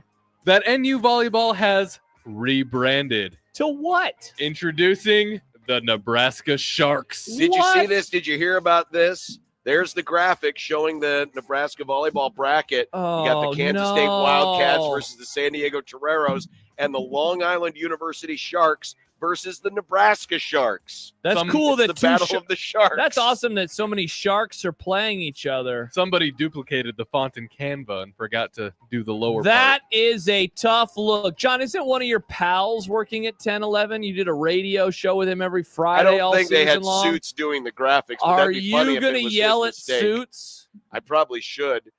By the way, did you see this? Here were all of the honors that the Nebraska Sharks got in the Big Ten postseason volleyball awards. Yeah. They got the Player of the Year, 3 other first teamers, 2 second teamers, all freshman team, the Sportsmanship Award, and the Coach of the Year. Not Why didn't bad. Why didn't they just say here, the all Big Ten team, Nebraska. the Nebraska Sharks? They're pretty good. Is Shark the funniest possible mascot that a team based in Nebraska could have? Pretty good. Mhm. It's like my brother was in a band in high school that was called Oceanside, even though they existed in Omaha. I think it needs to be another seafaring creature that's less intimidating, like the Nebraska manatees. Okay. Shrimp. What about the horsies? The horsefish, or what are those? Seahorse? Seahorse. The seahorse. I knew there was a horse. I love the horse horsies. The fish. horsies is my favorite fish. The Nebraska seahorses. Tough look. Wow. Good for Nebraska. They're pretty good. Good for the Nebraska Sharks. They're pretty good. They're going to win the Natty. All right, what's for dinner? And we'll wrap up the Grum next on 1620 The Zone.